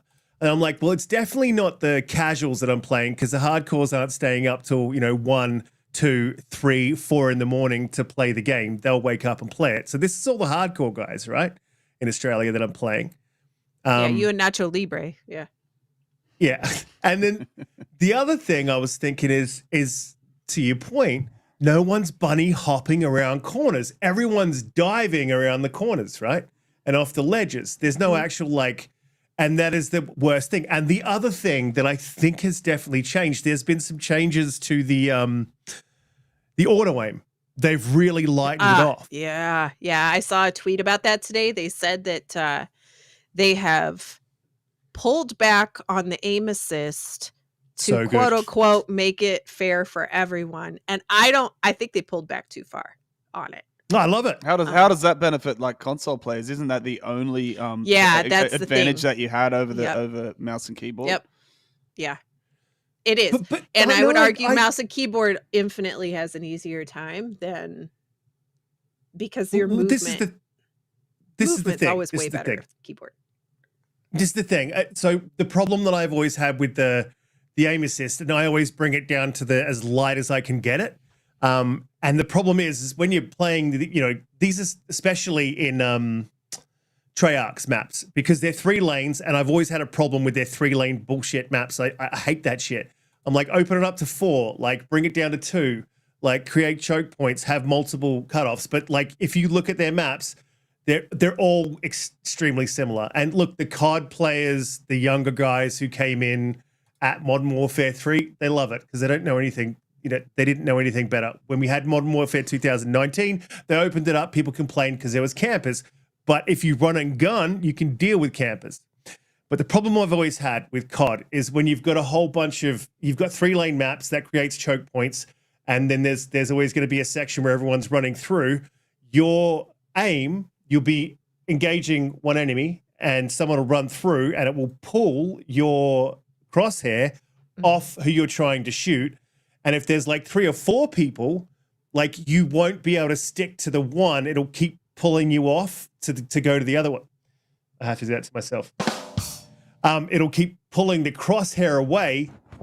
And so I would find that I get killed, right? Because one of them will survive. I'm not finding that with this. If there's like a group of 3 or 4, I'm able to mow down so I can concentrate fire on one, concentrate on the next one. And I'll pick that. You just automatically make these decisions in your head as you're playing. Like this guy's the guy who's the most danger to me, so I kill him first.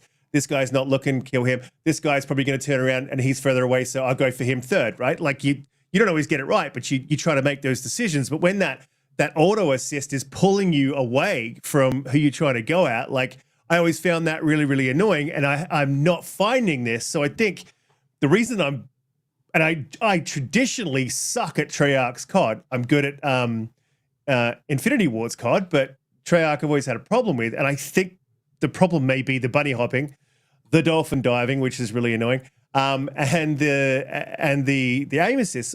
So I think, and the TTK in this, they've jacked it up slightly, but it's not too far. I think this is the first time It's down a lot. It takes longer? It's 1.5, takes less right? time to kill. No, it's 1 now. It's not. It's 100. So it was 100 in Modern Warfare 2. It was 150 in Modern Warfare 3, and they pulled it back to 100 in Black Ops 6. It's much faster. Is it? Mm-hmm. And I didn't feel that. That's weird. Nah, okay. I feel it. I think, but I've played a lot of Modern Warfare 3, and it did take me a little bit to get used to. Like when you play a game so much, especially like Call of Duty, as much as I have, you know exactly how long to pull the trigger to kill that person and move on, right?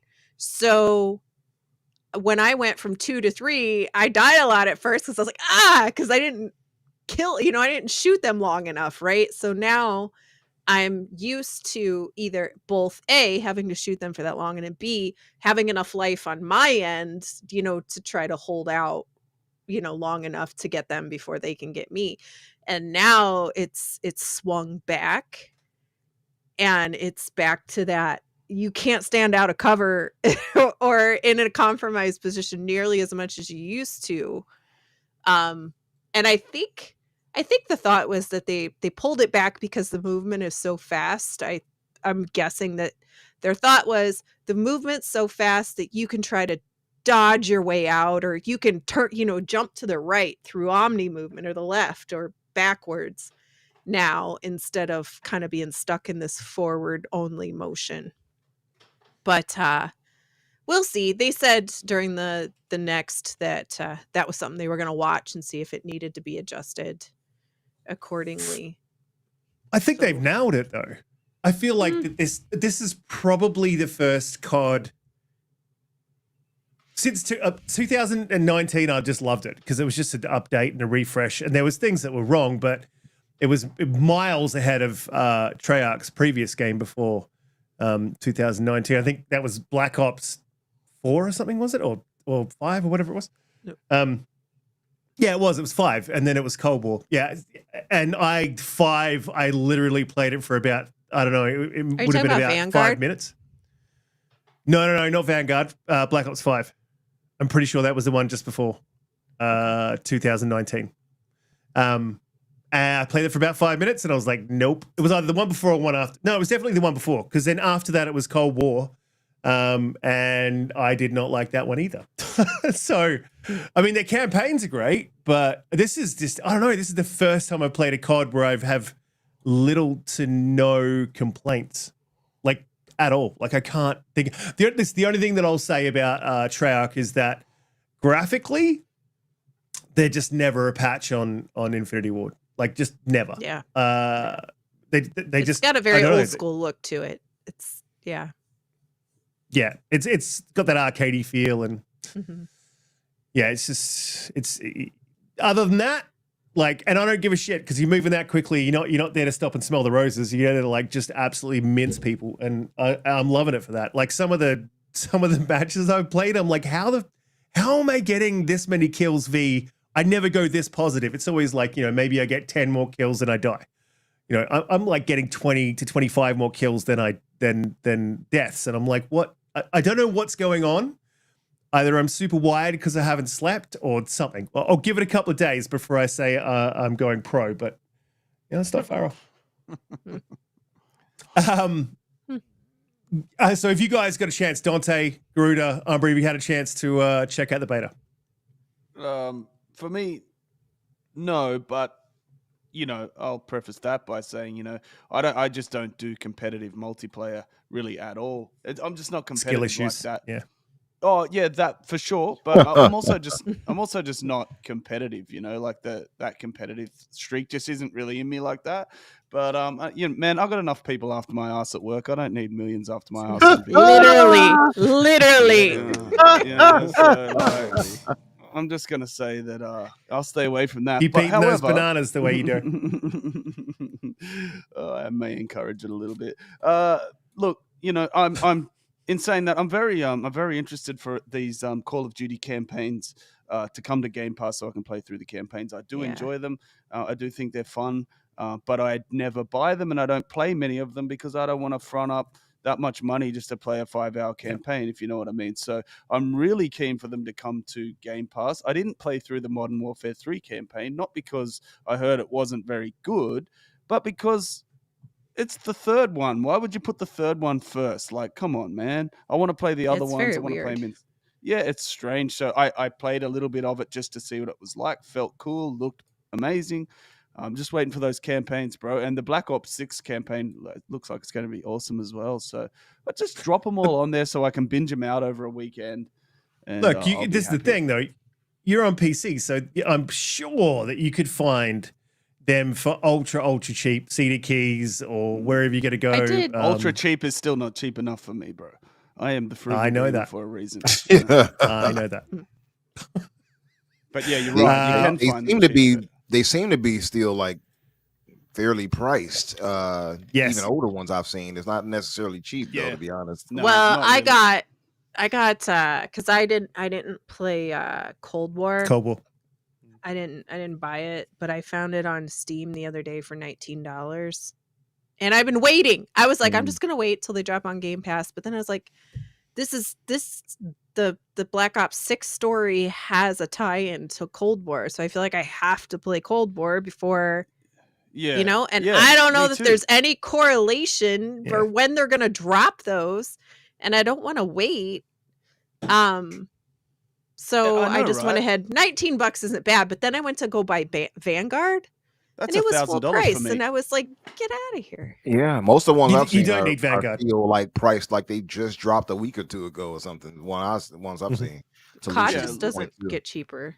Yeah, it's Yeah. like Cautious Nintendo. It's Augustus weird. just Like said like the Nintendo, COD they don't games are still appreciate. high. Like, yeah. I wear my sunglasses at night. I see you, Lotus.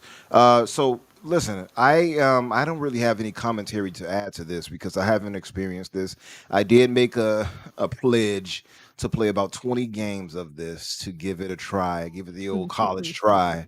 I expect to fully get, as Garuda probably will get in real life, get my ass pushed in. But I Oh, damn. Get your shit pushed back, bro. Whoa. but mine will be. I in said game like form. after my ass. I didn't say what you said. Yeah. See, I just came to the natural conclusion. Damn. Seriously. But I do have something to offer for those maybe. So I want to ask you guys. You guys know about the beta. How does it work if you have a beta code to give someone? Is it that's only applicable really to like our Who brothers, right? Because if we're on Game Pass, you can get it to the beta, right? Well, there's a lot of Yeah. Xbox people or PC people that don't Okay, so have I was Game gifted. Pass. I was gifted a code by somebody who on Twitter, and I can put it in a chat or something, or do something to give it away if you guys would like to grab it. Is there? Well, anyone in normally, the chat? normally Whatever? our resident pony would be here, Oh Bobby yeah, Hawk, but he is Bobby? Where is Bobby? he's not here today. Yeah. Ah. Yeah. Well, You so I missing have out. a code gifted by Felix on Twitter. Felix _ Doe. Don't ask me why they. Okay, DOEEE. So Doe. Anyway, Doe? Felix Doe? Felix Why he, do- gifted me the code for to give to someone, and he said, "Hey," they reached out and said, "Hey, let me read it to be verbatim." Said, "Hey, long time no talk. I know you have a platform, and so all I have is Call of Duty Black Ops 6 early access beta key that you can give away to one of your followers if you want, just to let you know." So they gifted me this, and I want to give it away to somebody. I don't know. Is there anybody in the chat that could use this? Are there a few people? I don't know how we can do this to give it away to you, but I have the code if anyone needs it. Absolutely. Put your hand up. Throw it out there. If you are in the chat, yeah, just put a fist in the chat. If you, I mean, is that inappropriate? Fist? Sorry. Ask Garuda. Damn. Garuda? Here we go. Yeah. Garuda, Yeah. is that oh, he disappeared. You safe over there? He ran away. He got fists and he was like, I'm out of here. He's like, no. But look, the other thing about Call of Duty is I'm really interested to see. I don't know, Donte, you haven't had a chance to play it because you're at work. So, and I know that you're super keen. But the other thing that I'm super keen to see is how this does for Game Pass and for consoles when it launches, which I think we're going to have to wait a month or two to see. However, anecdotally, I happened to be in a GameStop. It's called EB Games over here, but I was in a GameStop. Guy walked in, speaking to the girl at the counter. He was talking about trading in his games. He's like, "Can you still get a trade in?" Blah blah blah. He mustn't have been for a while. And what will I get for this? And I hit him up. I was like, "Hey, what platform you on?"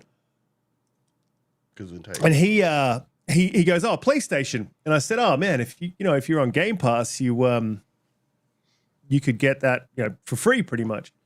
He said, "I'm a PlayStation loyalist," and I was like, fair enough. I guess that's why I'm here looking in the bargain bin for old games that I missed. I got the money to spend on that, and you're here trading your games in.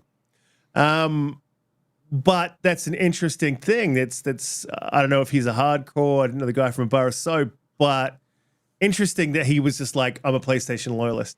Doesn't matter if you're giving me something for free. Doesn't matter if something's a good deal. I'm not going to take it. I'm going to trade in my games. I'm going to pay my $70.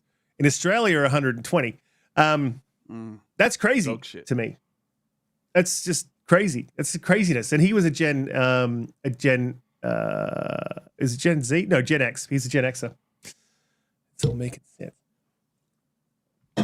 No offense to the Gen Xers in the chat. We love you as well. You guys are absolutely amazing.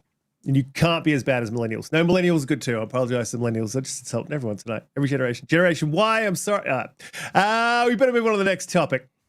Unless Donte, you want to add like to the Call of Duty, but you haven't had a chance to play. No, I haven't yet. So I'm gonna wait, and then I'll talk when I actually have something I can contribute. I've got a few topics here. And there is one more negative one for Xbox. I'm just tired of it. But it's sort of positive, right? That sounded very much like a. Come on, man. It's sort of positive. Negative? Does it have So to listen. be? Yeah, I know. I just want to talk about Avowed, though. Like, this is sort of the positive ray tracing of light. In the news that we got that it's 30 FPS, but then I'm really confused at this decision. Then also want to talk a little bit about Star Wars because this also relates as well. Holly, I know you've played Star Wars. Has anyone else had a chance to play The Outlaws? Nah, I will Josie this weekend, Wales. though. I will probably tomorrow. Not just yet. Rog. I will be on it soon though. Yeah. I want to, Well, but something about it just, you know what I mean? Like the appeal. I I'm like not sure if it's there. Ubisoft Massive, so Yeah, fair enough. Yeah. Well, look, Massive is good, and I could say a fair bit about like it locks you in very early in the game to force stealth, and when you don't, if you get caught, then it resets you and takes you back to the start. So you don't have any other option but to stealth. Yeah, I don't like it either. I wasn't really gelling with it. When it opens up, it's nice, but the first 2 hours of the game or hour of the game is just a bit of a chore. Holly, I don't know if you found the same thing. But yeah. How you feeling? I like it. I was a little unsure, and to be fair, I am playing it through Ubisoft Plus. It's my first time trying Ubisoft Plus. I love Massive. Division is actually my favorite shooter. Yeah. Shut up. That's a lie. I just laughing at you guys. Yeah. COD's your favorite shooter. No, it's actually the Division, but the Division doesn't put like. Okay, I can't say that either. The Division does not have enough new content regularly enough to keep going back to it, because I love it. I have lots of hours in it, but it's always the same missions over and over and over again, and I just don't. But anyway, and I don't have a squad for that either, and it's better with a squad. So I like Massive, so I was willing to, give it the benefit of the doubt, and so I did Ubisoft Plus, and I figured I'll do it for a month. If I like it, I will cancel my Ubisoft Plus, and then when it's on sale, I'll pick it up, later on and finish it. But I do agree the first little bit is just a little bit slow, but I would say most games, the first hour is kind of just Not like this. Is it like teaching you the mechanics though? Like, teach you a little bit of the mechanics, and then I don't know. It's just it is what it is. It's fine. Like, you're talking mostly the city stuff, right? Like, I liked when we got to the mansion, which is like the second setting of the game, then it's kind of started to pick up. I would say it takes an hour and a half to 2 hours to get to the open world setting. And I've got probably 6 hours in the game now, so not tons, but I've seen the open world so far, and I've been trying to do some of the missions. Some of them you do have to stealth, like he's talking about, and I did get caught several times. And I'm just playing on normal. I'm not playing on hard. And I like stealth games. That's one of my preferred genres. So it's not that I just am impatient and rushing. It's just that difficult, and you have to really learn how to use Nyx, the companion, for that. So I did. This is the other thing though. I do like stealth, When it's done right. but it's not. I don't think it's done right. Like, the stealth mechanics aren't good enough for it to be sending you back to a checkpoint to redo it again. Like, if it was good enough, to do it, like a Splinter Cell. Splinter Cell Like, or Metal that's- Gear Solid. I like that. Yeah, Splinter Cell's probably the creme de la creme, I think, Chaos Theory of like stealth, where you're like forced to do stealth, but it's so good. That's what you want to do. Ubisoft, there's nothing. So it's probably about same as you, maybe 8 hours in. And there's nothing in this game that is done badly, but there's nothing in this game that is great either. So aren't you like a couple hours in? No, I'm about eight or so hours in. No, okay. Yeah. So about I don't know. I like so it. what? I like it, but I think it. I like it. Avowed. What happened? No, we were talking Nah, Star Wars. Oh, okay. skipping about. He skipped it. We're Gotcha. going to come back to it. Well, this sort of leads into Avowed because, yeah, look, I like it as well. It's good, but it's just not great. But like, okay, so I guess the thing, and you hear this as well. I've heard a lot of people say exactly what I'm saying, and it's true. It's bang on. It's good, but it's not great. But it might also be that this is unbelievably, the first ever open world Star Wars game. The one thing that's great in it, I'll get one thing, is the city. Like the when you go into hubs and like towns and stuff, It's it very really feels like it's I've heard Yeah. that they're like the most amazing cityscapes and stuff and environments like in a game ever. yeah, it's good. It's It's People really are saying really it's good for better Star than Wars. Cyberpunk in that way. Brian Altano, he put up a tweet today, and I read it, and I was like, "Yep, that's it. That's exactly what I think is happening." He wrote, "A lot of people have been playing Star Wars and not liking it, and they've gotten X amount of time in, and I totally understand." But he said, "The further you get into the game, it just becomes absolutely incredible. It's just so good after you really get into it, and more opens up, or you get into better missions." I don't know exactly in which way, but he was just saying that he completely understood why people were not enjoying their time in it, but the more you played, the better it got, which kind of reminds me of Starfield a little bit too. But I could Horizon see Zero that Dawn was totally. like that. It took forever to get good, and then it got really good. Yeah, it's hard because a lot of Yeah. people drop games for that reason if it has a slow start, or they form an opinion that never really changes because first impressions, of course, last. And Starfield was like that. Horizon Zero Dawn was like that. A few games are like that. It's I think you've really got to get the opening right. But anyway. Yeah, that's true. The story is okay so far. I'm not hugely far into the story because I just start doing side content. That's just how I operate. That's I'll what go I do all the do side too. content, That's what I do too. and then Yeah. I'll go do the story.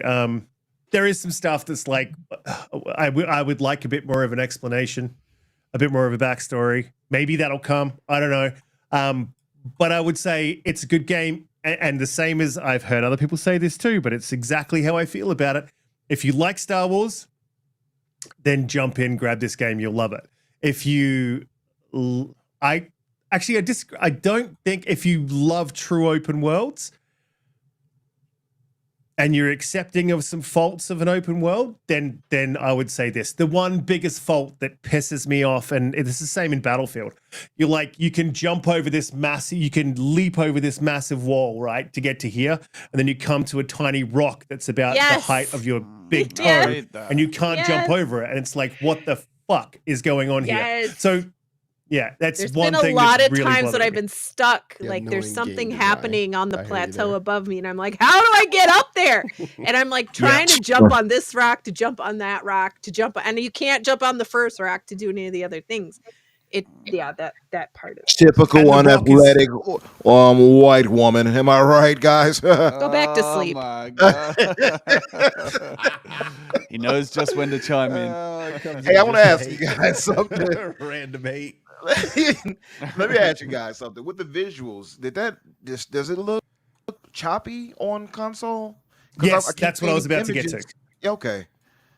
Yep. So there is ray traced reflections, and shadows version, in the game, and it's not. So I've got it on. You've got 3 options. You've got performance, you've got quality 40 FPS, and you've got quality 30 FPS.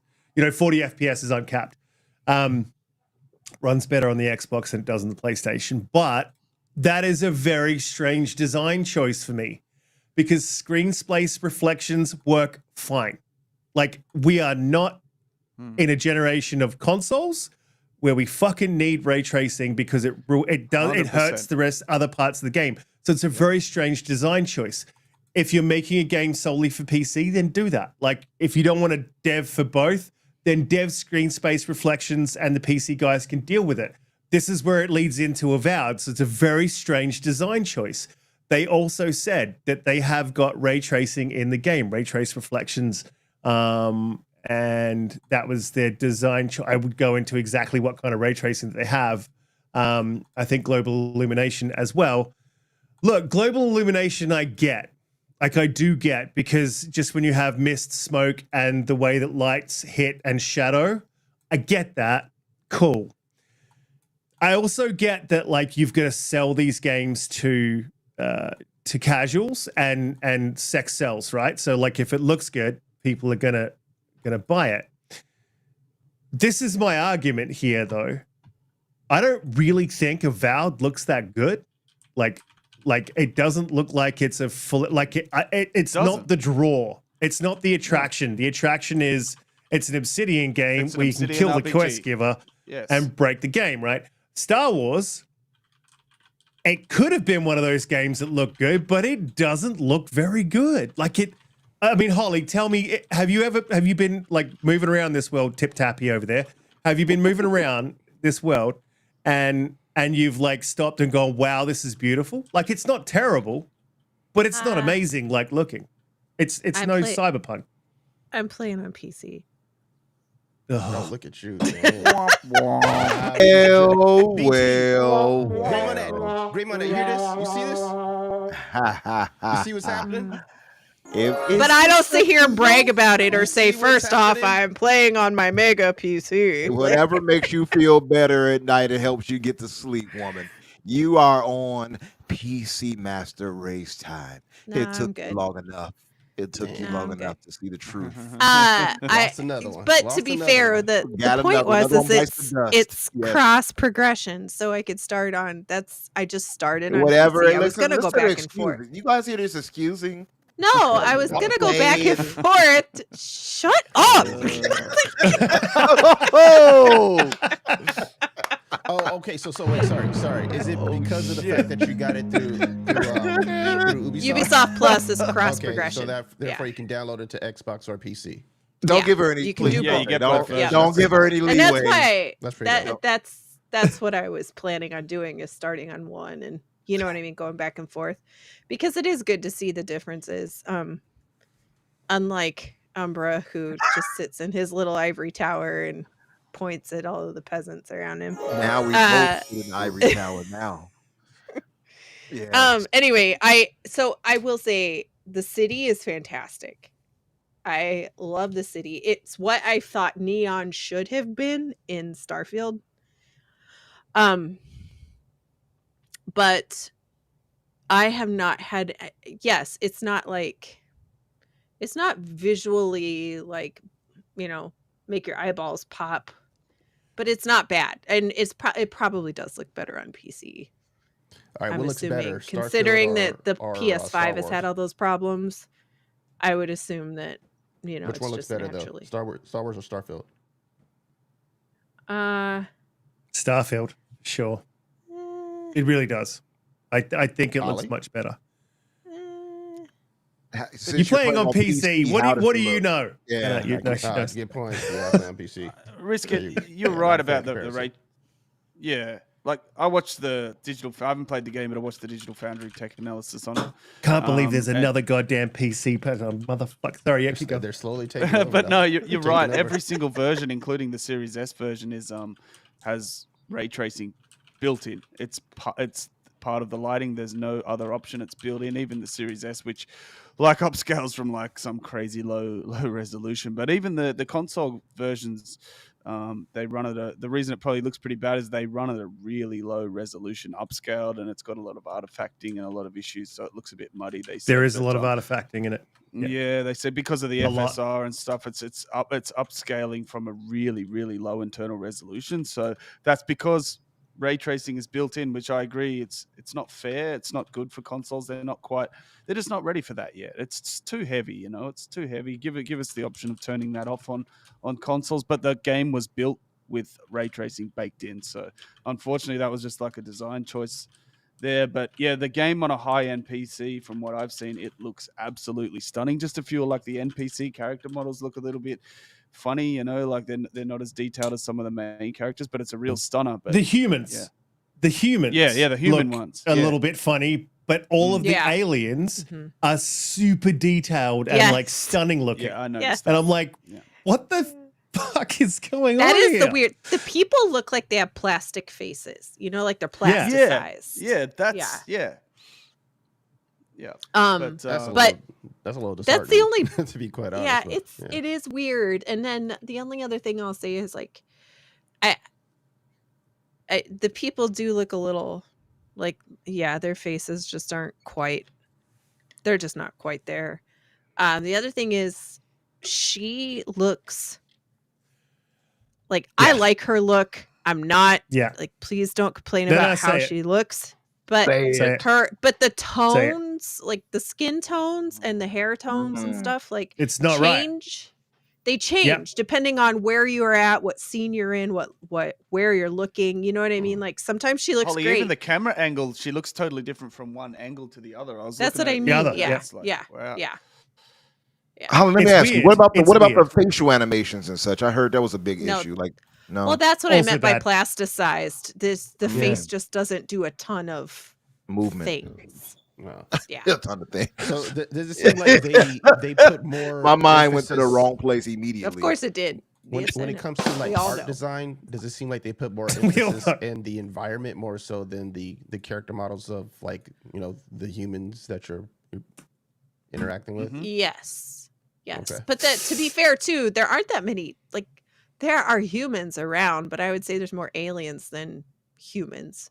Gotcha. Yeah. It's probably easier to like animate how an alien is going to look compared to like human facial features and stuff like that. So true. It's just kind of because you don't have to mocap an alien. So yeah, and you don't have that uncanny valley because obviously you're not looking at. We don't talk to aliens very often. You know, I mean, I do sometimes, but that's usually when I have a psychotic break. Speak for yourself. Some of us live in Arizona. Umbra's a lizard person. That is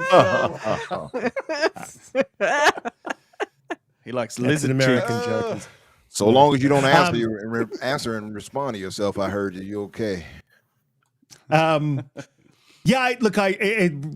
Weird design choice, and I really wish that developers would stop making these design choices around fidelity, like or around baking in lighting or ray tracing or whatever the hell it is. That, you know what I mean? Like, stop doing that. That's so costly to the console, to the PCs, to the game. Like, it's screen space reflections are fine.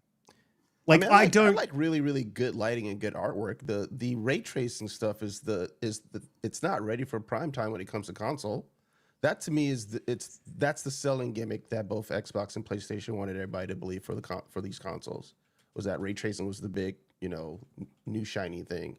And so companies are basically like, well, we got to bake it into our product as a selling point.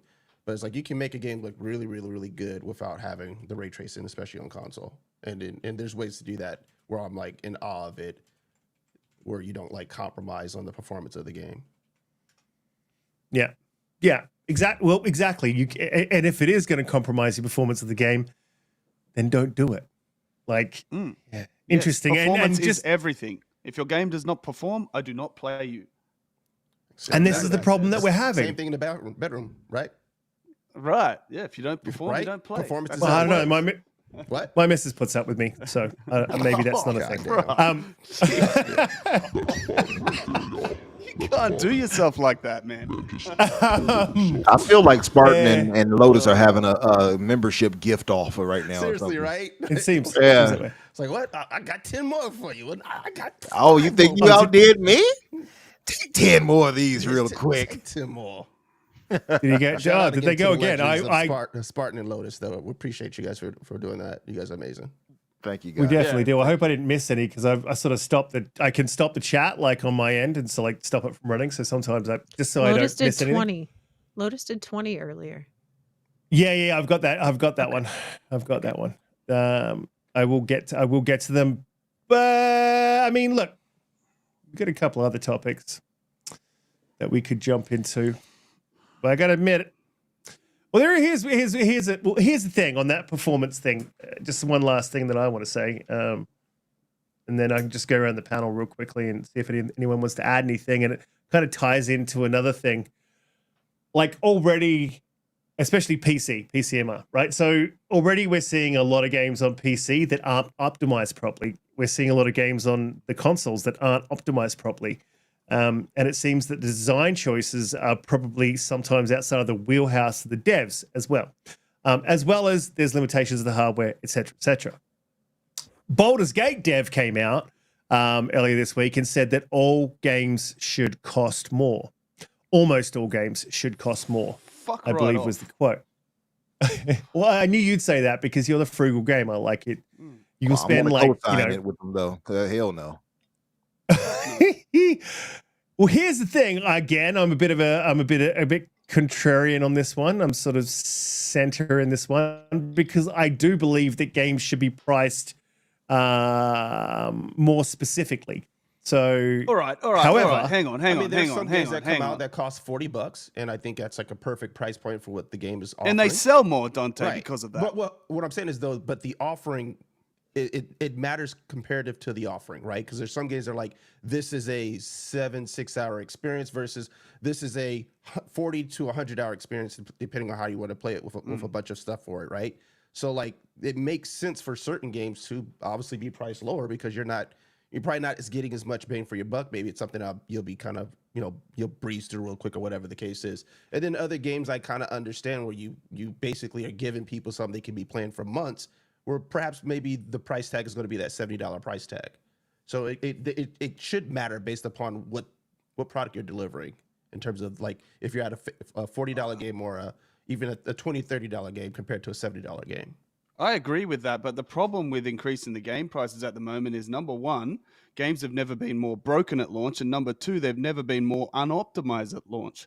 And with that in mind, and plus they well, I don't want to say lie, but sometimes they're disingenuous about what they're going to offer you with that game as well.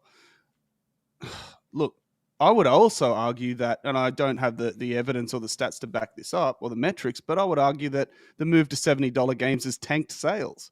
No one wants to pay that much for a game. And you want to increase it? What, you don't want to sell? Like, nah, man, you want to start releasing polished products, start releasing games that haven't got bugs and they're not broken, and then we can kind of start talking. But at the moment, it's worse than ever. So you can fuck right off with that shit. Sorry.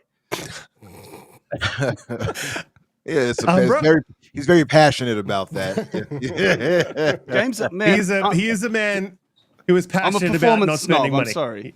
Yeah, that's the first thing. I'm passionate about making sure that I put money into hardware, not games. And the other thing is, time is precious. When I play a game, I want it to work. And so many games don't work. Let's be honest. We can all agree on that. A lot of games don't work. Like, they've got issues. Yeah. Oh, Lotus, yeah. Mr. Bushido's a longtime friend of ours. He's just joking around. Oh, yeah. Although we do hate him vehemently. No, I'm joking. But no, to your point, Garuda, I'm with you on that. I think that the increase in prices is going to increase sales for them, surely, but I think it's going to diminish sales too, right? But I guess at the end of the day, they still win at some point. But I think after you continue raising that price, diminishing returns is going to kick in at some point. It's got to be a breaking point for everybody, right? And for me, 70 was already. So I don't think I could go beyond that. You know what I mean? I'm already like, nope. And I'm already having my nephew, for instance, go half in on that for me. So it's like, nope. and I'm forcing him to do that, by the way, against his will. But yeah, I just don't feel like, and that's for my many years of service of Game Pass I have gifted him.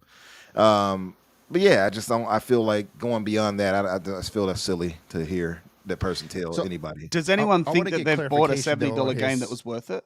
I Sorry. want to get clarification on his quote though, because was he saying like game price should increase higher than the current $70 price tag, or was he saying that, Yes. like it had to get to 70 Yeah, so bruh. and that should be like so he kind said of the almost standard all for games should AAA? cost. Yeah, so he's saying almost all games should cost more at base level because the cost of making them, inflation for one, is outpacing pricing trends. But I don't So think if we'll he's- get there with DLC promises. So as Yeah. much quality and communication. So yeah, he's saying that the quality of games should be better, but also that the price should be more. So I think two things can have some merit. I understand, like, from the consumer aspect of being like, wait a second, that's just not reasonable or attainable for a lot of people who are on a budget, right? You'll have to be more frugal with what games you decide you're going to go ahead and purchase for the year, if the higher price tags are going to be a pain point. But there is also the reality of like the market that we have to consider as well, right? And in a time that we're seeing so many different companies that have folded and gone away, it does make you wonder as to like, okay, well, what's happening on the back end where these companies aren't able to basically still remain profitable enough to continue to exist and make the games. So if they're not around to make the games, it's not going to matter what the damn price is. We're just going to keep losing like really good studios, right? So there has to be some type of like, there has to be something to kind of curb the development costs, so that way like it doesn't kill them where it should never cost hundreds of millions of dollars to make a game. So when I hear some of these price tags for some of the games that are being made now, that just sounds ridiculous in terms of, every game isn't going to sell 10 to 15 million copies to make that money back, or have some type of online component, right? So you got to find some way to curb costs in that regards, to where development cost isn't so much, and on top of whatever your marketing budget is. But yeah, I don't know. Yeah, I think that's a hard. I get the quote from the needing to exist and needing to be a profitable company situation, but you're right. There's the consumer is never going to understand that, especially in a situation where there's not enough quality experiences for us to say, yeah, 100%. that I get it. I get why you're charging us more now, because everything that we've been playing lately has been like out of this world in terms of it's ready from day one. There's no issues. It performs well, and the games itself are giving me bang for my buck. So There's only one game that they can charge whatever they want for, and that'll be GTA 6. People will pay for that because the Vampire dev Survivors. has a track record, and it's so anticipated. But apart from that, no, I'm sorry. The devs don't have the runs on the board. They don't have the goodwill to even start talking about that at the moment. Sorry. yeah. That's the thing that scares me, is that Rockstar might be the one that usher in this thing, followed by Sony. will. Yeah, because they could legitimately probably charge that premium. I just hope that nobody normalizes. I Yeah, but firmly they'll be the only ones who can get away with it. And Probably. someone trying to do that, and they're not on their level. People are just going to be like, "We didn't buy your game." Yep, true. I still firmly blame PlayStation and our Hoof brothers for normalizing $70. 100%. Sorry, I've said it before, and I'll stand by that. They were like, "Oh, yeah. if you're broke, go do something else." They were all for I it. mean, That's hang so on, I weird. pay for quality. Ugh. Right? It wasn't the I think was it EA 2K, whoever it was that raised the initial price. It wasn't the initial, but no one went around saying that was a great thing, supporting it, saying they'd pay more. The PlayStation guys, as soon as PlayStation did it, they supported it. They said they'd pay more. They just, for quality, blah blah blah, all that bullshit. So yeah, look, when you're fans, the biggest fan base in the industry is like, yes, charge me more. What do you think they're gonna do? Of course they're going to charge you more. So, for anyone to deny that it's, even as a PlayStation fan, that it was them that supported it, that made it so prevalent, made it an industry standard, is just ridiculous. Yeah, 110%, Umbra. You're bang on. 2K, This generation, we like haven't. like Bushido's pointing out, ushered it in along with PlayStation, because I think they got in. Yeah, they joined in together. Like, oh yeah, let's do this $70 thing, and PlayStation was all too keen to do it. Microsoft was like the last holdout. Like you said, Riskit, you're the last console holdout. Microsoft was like the last holdout, and even Nintendo. they had Nintendo. Nintendo. They were the last. You're saying? They're He's a still Switch bitch. 60. Oh, okay. Well, to be fair, their games are not really AAA. I'm joking. Yeah. Uh-huh. I'm Okay. messing. Never Don't mind. come Look, after in my me, opinion, Nintendo I knew it was gamers. coming. I knew it was coming. In my opinion, this generation we haven't seen enough of the Red Dead Redemptions, the GTAs, the Mass Effect types, the Skyrims, the big mega hitters, the Witcher Agreed. 3s that are truly worth. People won't even think about how much it costs. They'll just go and buy it. We haven't seen those games. We haven't seen anything groundbreaking yet. Like, come on, man. We haven't seen enough of that to be justifying talking about that yet. But this is the thing. My thing is like price them accordingly. So if GTA is $80 game, price it as an $80 game. But if, for instance, what's it? Rise of the Ronin, price that at $50 because it wasn't. That is 20. not a $70 game. I'm sorry, that is not a $70 game. It keeps getting touted as people keep bringing it up. Even Colin Moriarty brought it up as these exclusives. Whereas 3-4 months ago, he was talking about how first party matters. Now apparently, anyway. But my point is price the games accordingly. And I guess the other thing that is happening is because of the optimization problems that we're having. New studios, new talent coming in. The industry is leaking a lot of talent because of layoffs, and people will just get sick of it and leave the industry and go to software engineering in for apps and for mobile and for a more stable industry. So there's a lot that feeds into this, but I really think that there should be more of a. I definitely do not love me some Colin. Well, look, I sometimes agree with Colin. Salutations, Colin. Salutations, Colin. Welcome back, fans. Sorry. Yeah, I think you should price games accordingly. I don't understand why every game is $70 or in Australia $109 base level, I think, is usually what they sell At least, for. yeah. I don't, like 115, 120 some now. It sucks. yeah. I don't see why every game should be at that price level. So I'm all for charging more for games, but I'm also all for charging less for games. That high value, huge game like GTA, fuck it, charge more because people will pay it. Start pricing these games accordingly and they may sell. Final Fantasy Rebirth, if you price that at 60, maybe it sold. If you put it on Xbox, maybe it would have sold. Apparently it's coming to Xbox. Maybe it'll sell. Anyway, I think we've, does anyone want to add anything? Does anyone want to add anything? As a matter of fact, just to put a perspective too, Nintendo has a voucher system where you can go in and buy vouchers for two for brand one. new games for $100. So that takes their game prices down to $50 each if you buy the voucher. Well, actually, So, if you and Garuda, earlier you asked about if anybody had a $70 game or the game they thought was worth $70. Yeah. Absolutely. Cyberpunk, Elden Ring. Yeah. There's been several. I've played several games this gen that I feel were worth their price tag that were like big AAA games. It's just I don't think there's just been enough. I think games have it's been like really hard and long for these games to come out. Yeah, and it is refreshing though when you do see games like well, Concord's not a good example, but there have been several games that come out in that $40 to $50 price range that are shorter, maybe 8-10 hours. Yeah. And that's fine. That's great. Point. I don't care that it's 6 hours, 8 hours, 10 hours, but I also will say it's hard to put an exact price. Like if you're trying to price something for what its value is different to everyone. So it is inherently hard to do that. Yeah, it is. So you want to price games to sell. Like Concord should have been $3.99, like straight off the bat. They should have paid us to play that. But that's an entirely different type of conversation as opposed to. I mean, it actually pisses. It actually a little bit pisses me off, Concord. Now that you brought that up, a little bit pisses me off because it's actually a decent game. Like it is good. It's got really good bones. Like there's some balancing issues. Like it just needs a little bit of love and $3.99. I feel really bad for that game, honestly, because The funny thing is everything you see online about it bad. is not.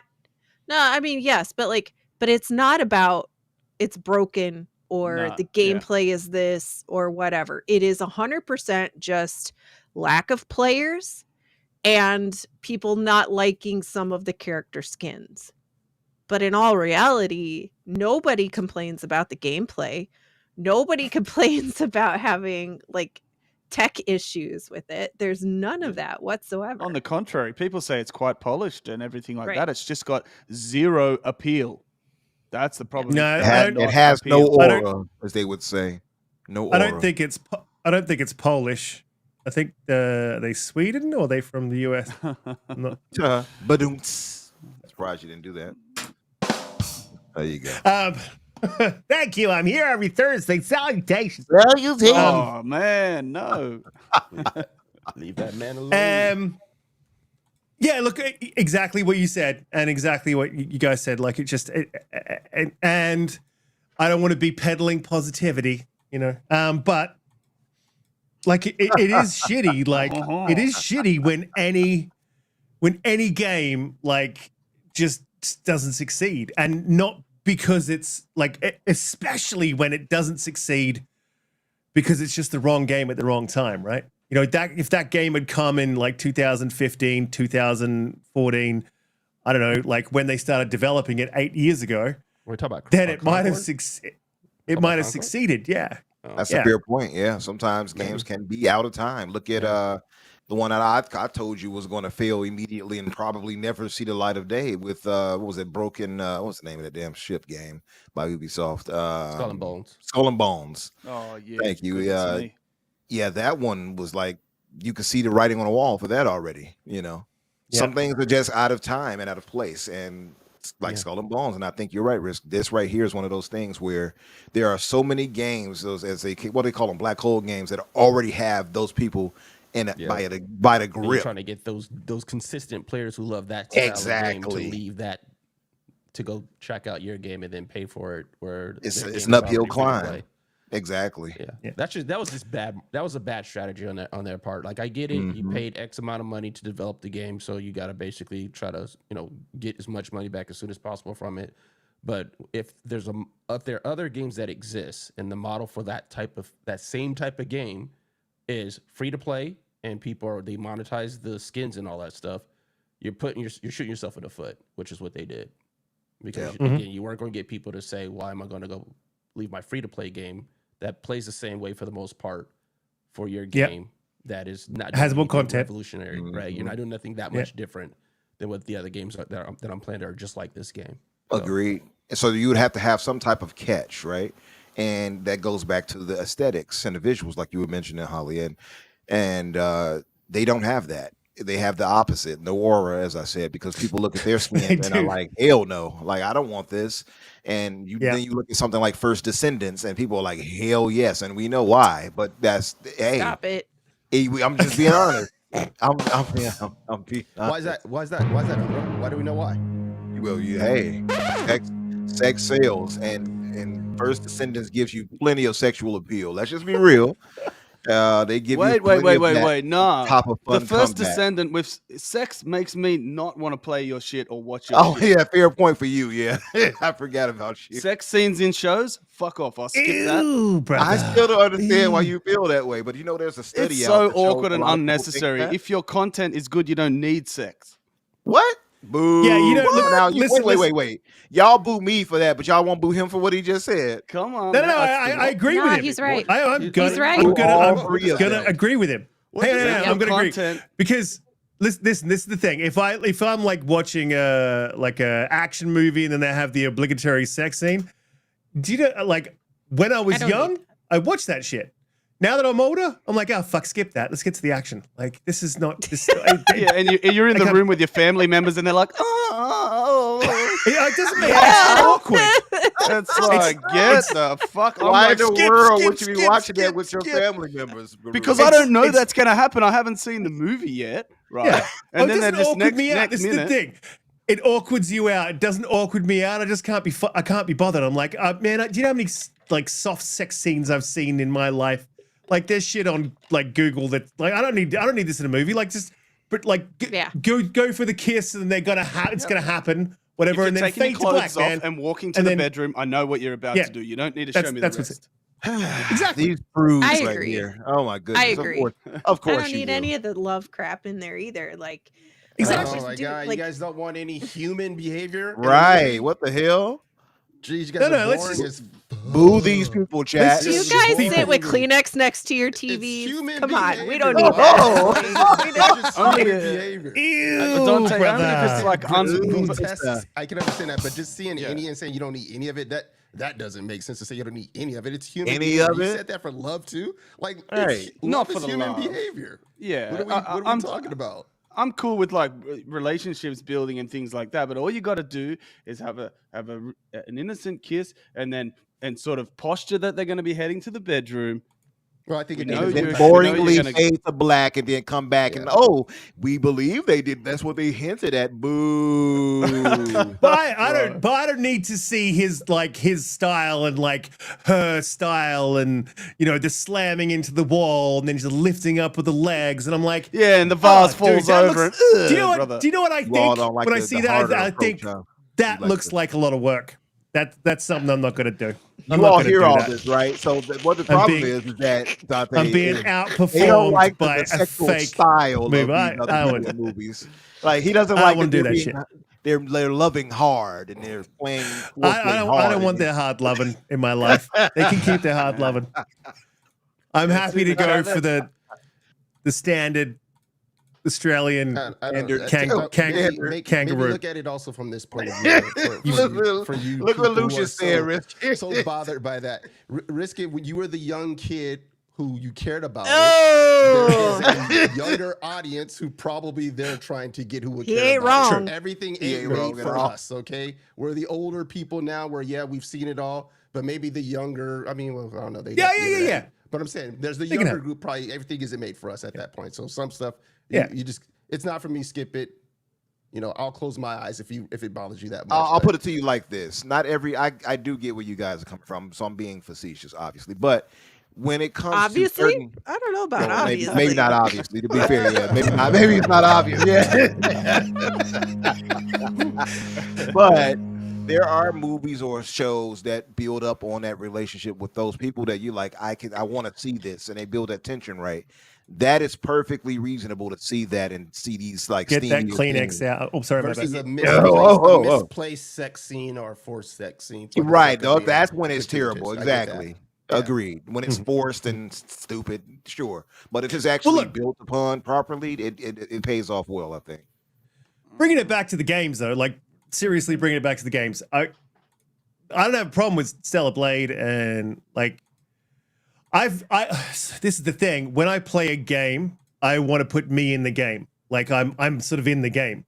So if I have a choice, I'm always a dude, and if I have a character creator, I'll always try to make it look like me. It's just I don't know. That's how I'm wired. I don't know why I do it, but that's what I do. It's called lot of people- narcissism. I mean, when you're good, right? It's not narcissism. It's just knowing that the attractiveness that you want to put everywhere. So you don't see yourself But with stellar cheeks, is what you're saying? You want to No. gift the world with your Yeah. beauty. I get He's it. trying Why- to force himself down everyone's throat. Not seeing Oh. yourself Why out there she- with stellar no, cakes. whoa. Oh, Pause. Oh, my yeah. That sounds a little bit. It's a little bit. That's what you're doing. I have never forced myself down anyone's throat. Anyway, Goodness. This is off the Sorry. rails. Yes. but what Oh, I'm trying to sorry. say is I don't I'm get why. So look, Concord. What the fuck are those characters? They don't feel like superhero characters or hero characters to me. Like They some have- of them would have trouble getting out of the spaceship. It's an Just saying. Ozempic So- queen. Right. Which is Right? fine. So- there's nothing wrong with, Holly taking is care of body yourself shaming. and all of that stuff. I'm not at all. Lotus, I'm not you at heard all. her. Damn. And there's No, but nothing, it's no, but it's sorry. It's no. Sometimes I You're should right. shut up. I don't mean You're it. right. It's right. They It's try the to appeal extreme, to everyone right? and end up appealing to no one. It's late. It's the extreme should go. Ozempic queen. Like you're taking it to extremes. It's all right to have. It's all right to have Damn, like Molly. someone who's a little bit portly, But you know what? But like they've taken like some of those characters are just like My had identity is too I'm much- fat. My identity is I'm skinny. My identity is this. Like, no, people aren't like that. No, it's Holly's just like, get them Ozempic my video game. Damn, No, I Holly. spiked. Extreme I Ozempic. spiked. no, it's not Ice Spice has that. been Like on Ozempic, everybody, and she like looks terrible now. What the hell happened to her? I just don't. It's just I don't know. It's just a weird. yeah. But then there are weird characters in Overwatch too, and for some reason those are okay. I don't know why. You know Pure what I mean? discretion advice. Yeah. What's doing it for you? Is the Ozempic, Holly? Is that what it is? The body shapes are not shaping up well enough. Well, or- she just looks like a cue ball for pool table. I don't understand. Damn. Yes. Full body shaming Holly has entered, Dante. What have you done to her, No, Umbra? listen. This is all your fault. Dominating It's them not my right fault. now. And It's I'm not 100% your fault, bro. This has got to be Umbra related. If you don't get your cue ball ass out of my video game, Right. you heard it here first, ladies and gentlemen. Yes. Holly hates them hoes. Look, there's room there's room in video games for every. This is what I'm saying, right? I think this is what the panel's saying. We've gone a bit off the rails, but there's room in video games Off for the every rails, you shape, say. every type of like absolute person on the planet. But like when you take it to extremes, that's like literally the 0.001% of people that some I don't even like. She washes herself with a rag on a stick. I'm pretty sure. Like I that wash is myself with a rag on a with the stick. rag on a stick. But that's like a, you know what I mean? Gosh, Like, I don't know. thing. I don't know why do that. Like I don't know why you would do that.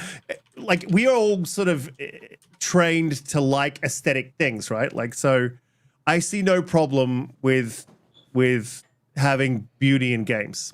I see no problem with having like average in games. But I do see a problem with having ugly in games. Right? Because No. Well, I no. do. Like you were Stop. like he was there, and he was like, Yeah, yeah. And then I was like, Yeah. He's like, listen, I I'm love making it ugly everybody. for the sake of making it Riskit. ugly, though. Get Right? them- I It's love like Holly everybody. and I can't agree that much. So let me just make sure the knife No, but twists listen. as I'm pulling it Okay. out. If it So only listen, you wasn't go- for those uggos, but Let's no. give him a No, chance to but recover. listen. Yeah, You let- go let me get- shopping ahead. for a Get couch it back, Riskit. Get with it your back. with your Get it back. missus, right? You go shopping for a couch with your missus. You're out, right? And there's 3 couches, and she's like, "Oh, I really like that one. That one's okay, and that one's just ugly. And that one's whack. Which couch are you going to have in your house? Oh, the okay one. That's just the way that we're wired. We're wired that way. Like True. Like we don't want the ugly couch. We prefer to have the But the the problem decent couch. is Yeah. the problem with that analogy is the fact that couch was made so there's enough people out there that like that couch. There are people Right. out there that like that couch. So Yeah. just because you don't like that couch doesn't Yeah. mean that it doesn't deserve to be there. Yeah, but it doesn't deserve to be there for him. That's what his point is, right? So the hypothetical person that might like it might exist, or maybe they've Okay. deluded themselves into liking it. And what are we ignoring the things Also, that I couch might do? Like it might be, Yeah. it might feel good on them cheeks. It might do other things Oh. that the other couch doesn't do, bro. Like, you know, Sometimes Listen, ugly it might couches feel stellar on the basically show cheeks. A lot of love and effort. Wait, Right. sorry. All right. What are we talking about? This is Really? this is God. Yeah. We've really gone off the rails. Let's get it back. folks. Nelson's gaming coach has said, "I can't play as 2-ton Tina. Sorry."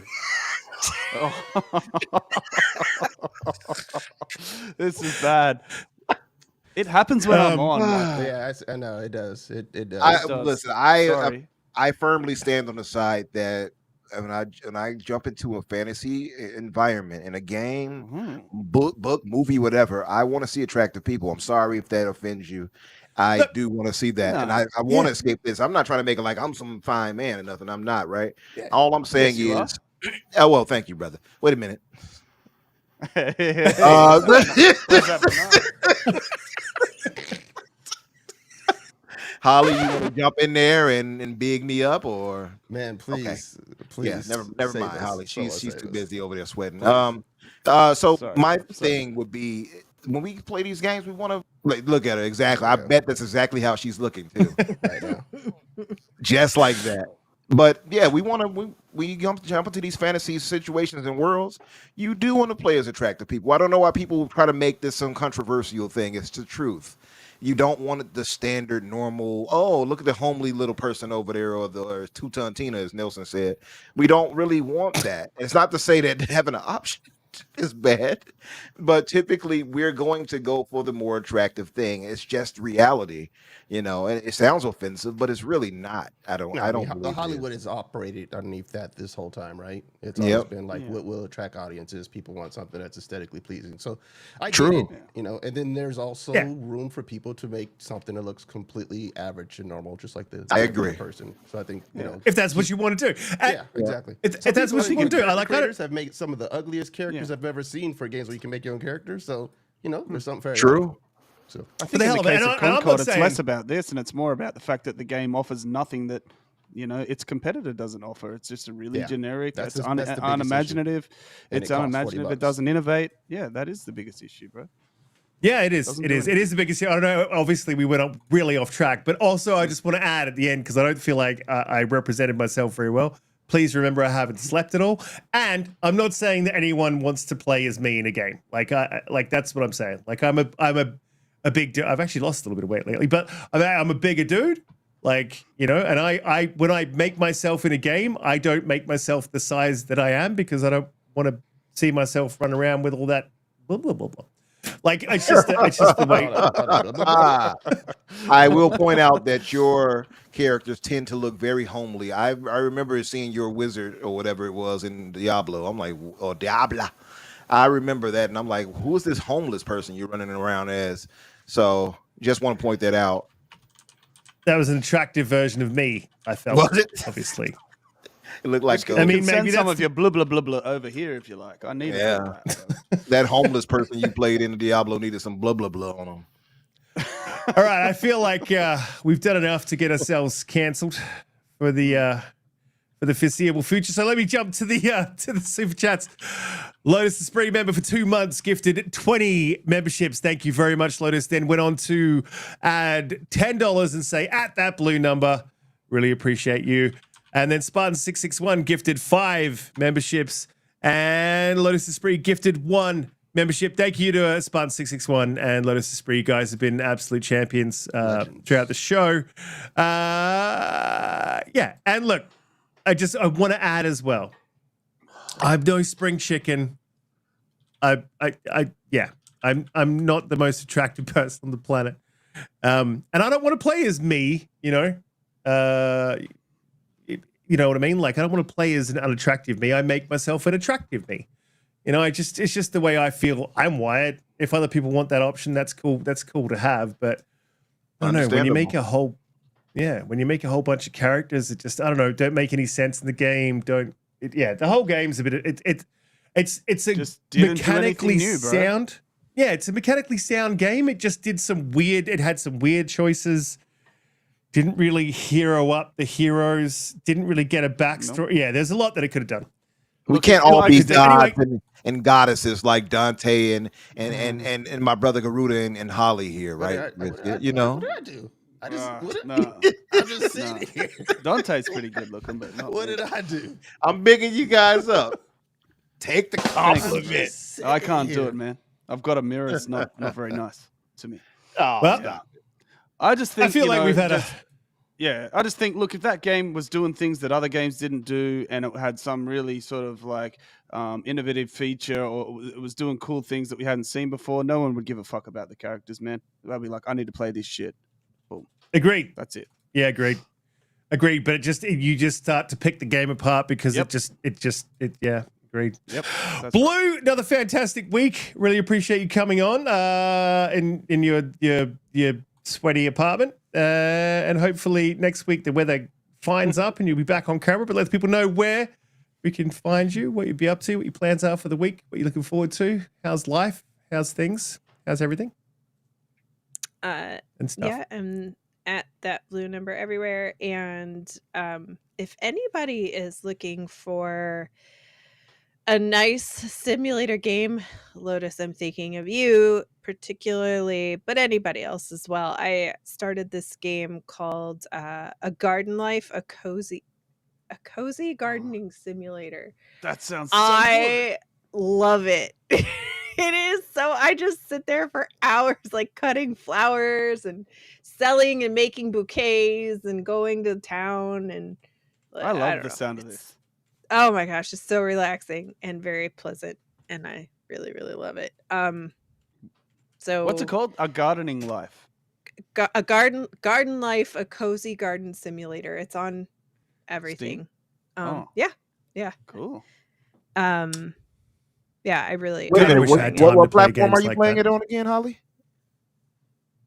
Well, I'm playing it on PC, but it's on Xbox as Oh. well. But I didn't know it was on Xbox when I Oh. got it because it's a good Sure one you for my didn't. ally.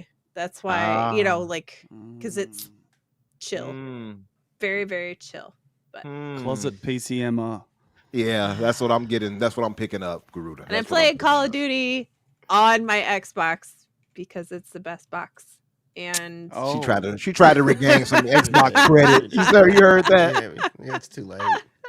You're not Yeah. thanking anybody. No, it's anyway, so I'm playing the beta probably all weekend for the most part. Fallout 76, the usuals, and yeah, that's it. I did pre-order Space Marine 2 today finally. So Oh, nice. Yeah, I'm looking forward to that one. yeah. Oh. So I'll be ready That's to go. going to be another that. game that we're going to be talking about regarding performance, I believe. But Yep, we'll see what I think so too. Yep, that is a big. I heavy bought it on coming in. Xbox. Oh, damn! We'll be Okay. all right. We'll be all right. I had that feeling She- as well She emphasized today. that heavily, didn't you? Yeah, we'll be. I we'll be all watched Digital Foundry's Oh, they got it early or something. Their analysis of that game, and oh boy, 49 is struggling with that. But yeah, we'll see. I didn't even it think ran about it pretty when I well. bought it, but it we'll ran find pretty out. well on PC when I played it. So I wonder what the settings were. Should be It's interesting gorgeous. to see. It's gorgeous looking, Yeah. man. Oh, it looks amazing, but like it ran pretty well too. Like it was at least at 60. Interesting. Where's the proof? Noise mofo. Where's the proof of what? That's an interesting thing to say. Umbra, didn't let people get it know where either. they can. When I Yeah. saw that, I'm like, what the hell Weird. is the proof you want? Yeah. Maybe he's referring to me saying that performance might be an issue with that game. I'm just going off what Digital Foundry said. No. Hey, Noise. Of course, that how wasn't you the full doing? release, but yeah. Happy Friday night. Umbra, let people know where you can find you. What you be up to? Noise is in our Tuesday night chat. Oh yeah, I'm on the Oh, Renegade Realm okay. podcast on Tuesdays. Shout out to Noise. I didn't know. Sorry. Yeah. Tuesday It was night so random. at Like shout out to 5 Noise. p.m. Central. Red Wolf Renegade I don't know. On Red Wolf's channel. in the I don't know, Renegade my realm. brain is fried. It's been a long night. I feel you. Oh, it hurts. Yeah. I feel you. Anyway. I'm Umbra, sorry that let people you know over where they there can find hot. you. What you be up to? Yeah, stuff. sorry that you over there sweating like that. I am under some beautiful AC right now. That. I don't play that heat stuff. I'm just gonna tell you right now, Donte. I couldn't even live where you live. If I went out there, I would probably just die immediately. Like I would just like I feel you. go across the border, like right across the next state line. Just I'm dead. I would give up. I'm telling you, I do not play the heat stuff. I don't like the summer. Holly, you know, I've told you many times, I hate it. Yeah, and we had like 100+ degrees the other day. No, thank you. 115. I walked out of work and was like, God, what happened? I was so mad. Like, anyway, good show, guys. This was fun. I love talking with you guys, chopping it up with you. And thank you all in the chat for holding us down, being here with us every week. If you all haven't hit the like button, please do so. Also, thank you to Lotus and to Spartan for having the sub gift off as you did, the membership gift off as you did, and holding it down like that. And you guys always come through. We appreciate that. And I hope that you show that generosity to me on my channel when I do it. Also, so you guys can find me on Tuesdays on Xbox Factor with Boom and Jamie Moran at 12 o'clock Eastern. Thursdays, my show, and with my co-host Danny and Daniel J. McGee, should I say his whole name, The Fix at 8 o'clock Eastern. And of course, here with these good people on Fridays, typically at 8 o'clock Eastern. So Thank you all for being here. And of course, you can find me on Twitter X, Infinite Umbra or Umbra Infinite. You'll find me either way. Yes, Riskit, I beat you to it. I know you wanted to say it too. And much love to you all. Absolutely, Infinite Umbra, Umbra Infinite. Garuda, it's great to have you back with us this week. Let the people know where they can find you, what you'd be up to, anything you're looking forward to, or anything that just kind of comes to mind. No. Well, How are you first of all, feeling? first thing that comes to mind is thank you for having me as always. It's a lot of fun. I know some of the topics were a little bit negative, but I actually don't think I was very negative today. You weren't. It's sad, man. A lot of the look. I'll be honest. What Xbox is doing, it like Yeah. the inside, man. It's burning. It's He's hurting. about to go But negative. not hurts. No. They're doing some dumb shit that hurts my heart. But Yep, look, there he goes. look. No, but thank you for having me. It's a lot of fun. I know we go off the rails. The last few times I've been on it, the end of the show's got pretty loose and out there. But I think it's hell fun, and the chat likes it, and we have a good time. So I don't think we're too crazy. But yeah, as far as what I'm looking forward to, like I said at the start of the show, there's some I'm about to get my RTS binge on. Man, I've been preparing for that with a bit of Age of Empires 2. Command and Conquer Remastered, that's on Game Pass. Oh well, on PC, it's on Game Pass. I'm getting back into the swing of things. It's RTS month coming up, and if no one's played Frostpunk before, that's a game that it's definitely not going to be for everyone. But go and try it. It's on Game Pass. Yeah, it's crazy hard. I'm not going to lie. It's on console as well. It's crazy hard. It's not like a RTS base builder where you build units and go to war. It's survival RTS, and it's weird. about like it's post-apocalyptic. Blizzard's coming. You got to keep your people alive. You're the boss. Shit goes wrong. You have to make moral decisions. You can send kids to work with one arm. It is crazy. And the game's based around scenarios. Man, stressful, but wow, it's really unique. So, but what my point to that is Frostpunk 2 is coming out in a week or two, and it's also coming to Game Pass. So if you like Frostpunk 1, check it out because 2's coming. So I'm really looking forward to that. I'm going to get stressed, probably really cry. good. Really good. I'm talking you pass laws, and some people hate you, some people like you. You have mutinies against you. It's stressful, but it's really cool and engaging, and man. Stressful, but yeah, just looking forward to that. Thanks again for having me, and love you guys, man. So yeah, that's where I'm at. Garuda, I missed you. I'm glad you've been back. No, thank you so much. It's been a while. Aw. It's been a while. Yeah. Aw. See, look at us. We finished really wholesomely and stuff like that. Yeah. Finished. Indeed. Donte! Fantastic to have you back. I know you missed last week because you had some stuff going on, so it is good to have you back as well. Let people know where they can find you. We'll be up to It's an plans, looking forward to life and stuff. Yeah. You can find me on Twitter X, Donte J Moody, Xbox Spriggan113. Same thing on other socials for Donte J Moody. Yeah, man, it's a great show. Really happy to be back and to be able to kick it with everybody. Get to see you again, Garuda. Always happy when you can join the show. Makes it definitely fun and interesting, especially when we go a little bit off the rails. Special shout out to the chat. You guys are always the best for rocking with us, man. We appreciate you. Couldn't do this. It wouldn't be fun without having you guys, especially you stick around throughout all of our crazy shenanigans. So. This weekend, man, I'm going to be getting down on some Star Wars Outlaws tomorrow and dive into that and probably play some more Monster Hunter a little bit tonight, and try to enjoy my 3-day weekend because it's Labor Day weekend. So hope everyone else has a really chill, nice weekend, and keep them ugly, fat Ozempic ones off your. Extreme Ozempic queen. Bye bye, two-ton Tina. We don't want you. Them 2-star Tinas out And your game, Mr. fam. Bushido, no, that is not a That's all it is. slushy machine behind me. Peace and love, and happiness. Your slushy machine. It's a really called it a expensive. slushy Look, if you want to machine, find, it's a really expensive slushy machine. If you want to find any one of the panel and guests, if we ever have another one back on, which we might do, I've got someone lined up maybe. You can head down into the description below, click those links, follow them up. Guys in the chat, you've been absolutely amazing, every single one of you, every week coming through to support us. I really appreciate it. And my brain just shut down for 2 seconds. Lotus the Spree gifted 1 more membership, so really appreciate you again. Thank you. Yeah, it's been, I think I've held up pretty well for someone who's had literally 0 sleep. So I am probably going to try to find a way to convince my missus to look after 2 small children whilst I nap. That is, was you sure- know that's not Get some happening. sleep. It's not going to happen. No, it's not going to happen. Not going to happen. Look, I'll get it to something a little bit personal. Like, so we flew, and then I'll shut the show down. But we flew back, and coming back this way, tippity tap. Are you listening? Yep. We're coming back this way, coming back east. It messes with your clock. So we managed to, like, we're sort of experts at this now. We've managed to sort of get everyone's clock in order. So we got both the kids' clock in order. We got her clock in order. Thought I had my clock in order. And then for some reason today, it just went completely astray. The littlest one, the 10-month-old, just wouldn't sleep. And then this is the thing that got me, and Garuda, this will definitely get you. So my son hasn't been in the house for 3 months, or just a little over 3 months. So he's sort of forgotten the house because he's only 3, right? Got him a new bed today. Maybe a bit of a mistake to do that, to change his surroundings so greatly and then change them again, within a week.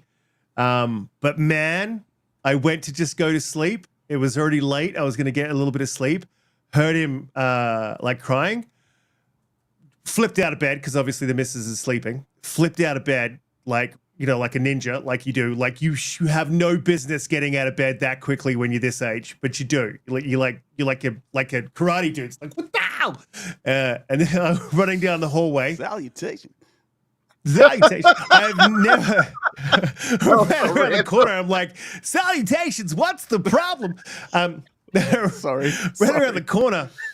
I have never seen him that terrified. He just did not know where he was, and there was dark all around him. Like, man, my heart, it just completely breaks your heart as a human being when you see that. You're like, oh, dude, Yeah, bro. I like Feel you, man. as quick as I could run over and just scooped him up, man. Like, and then he was good. Like, but tonight was a challenging night, and I thought we got through it, but we just haven't. So I had a it'd be tough an one interesting. too, brother. Not as hard as you, but I had it pretty hard too, bro. Yeah, when they get sick, pause. it's never good. It's never good. I'm But yeah, glad it's to just a see little you bit of held them why. down, and you guys are outstanding fathers, so I'm proud of you guys. But I will tell you, it is terrifying dealing with kids. I don't want any kids, but it is terrifying because I have nephews and and niece and such, and I hear the slightest cough, and I'm like, are they choking? And I run over, like, I know exactly what you meant by when you spring up like that. I was asleep one time, and I had my sister came to my place and brought her son, and he was sleeping. They were like on the couch or something like that. Actually, I was on the couch. They were on my bed, and all I heard was like, that choking sound. That I must have, and I sleep. I wouldn't say hard, but I sleep hard enough where some things won't disrupt me. Are you? I must have snatched myself out of slumber, out of REM sleep, and immediately got to that boy and was like, patting him to get the whatever was going on. I was so terrified. So I know exactly what you mean by that, how it kicks you into, survival / saving mode or whatever. So It does, yeah. man. It does. Like I even every morning before I go to work, like I just like literally check to see my daughter's breathing. Like it's just a thing. I don't know. Yeah, I've been a dad for 20 Yeah, I do that all the time. years. You're like, they're sleeping soundly, and you're like, are they? Oh yeah, they're good. You're like a little too soundly. Yeah. There is such a thing though, right? Sudden. I don't want to go into all Yeah. It's a but- thing. It's a thing. It's a thing. Yeah, we definitely. Scary as fuck. We don't talk about Scary that as one. fuck. But anyway, we're gonna get out of here. That's a little bit of why I didn't sleep and what was going on and stuff. And then I played Call of Duty, which is amazing. I recommend it to everyone. And I'll see you guys all next week. Peace. See you guys.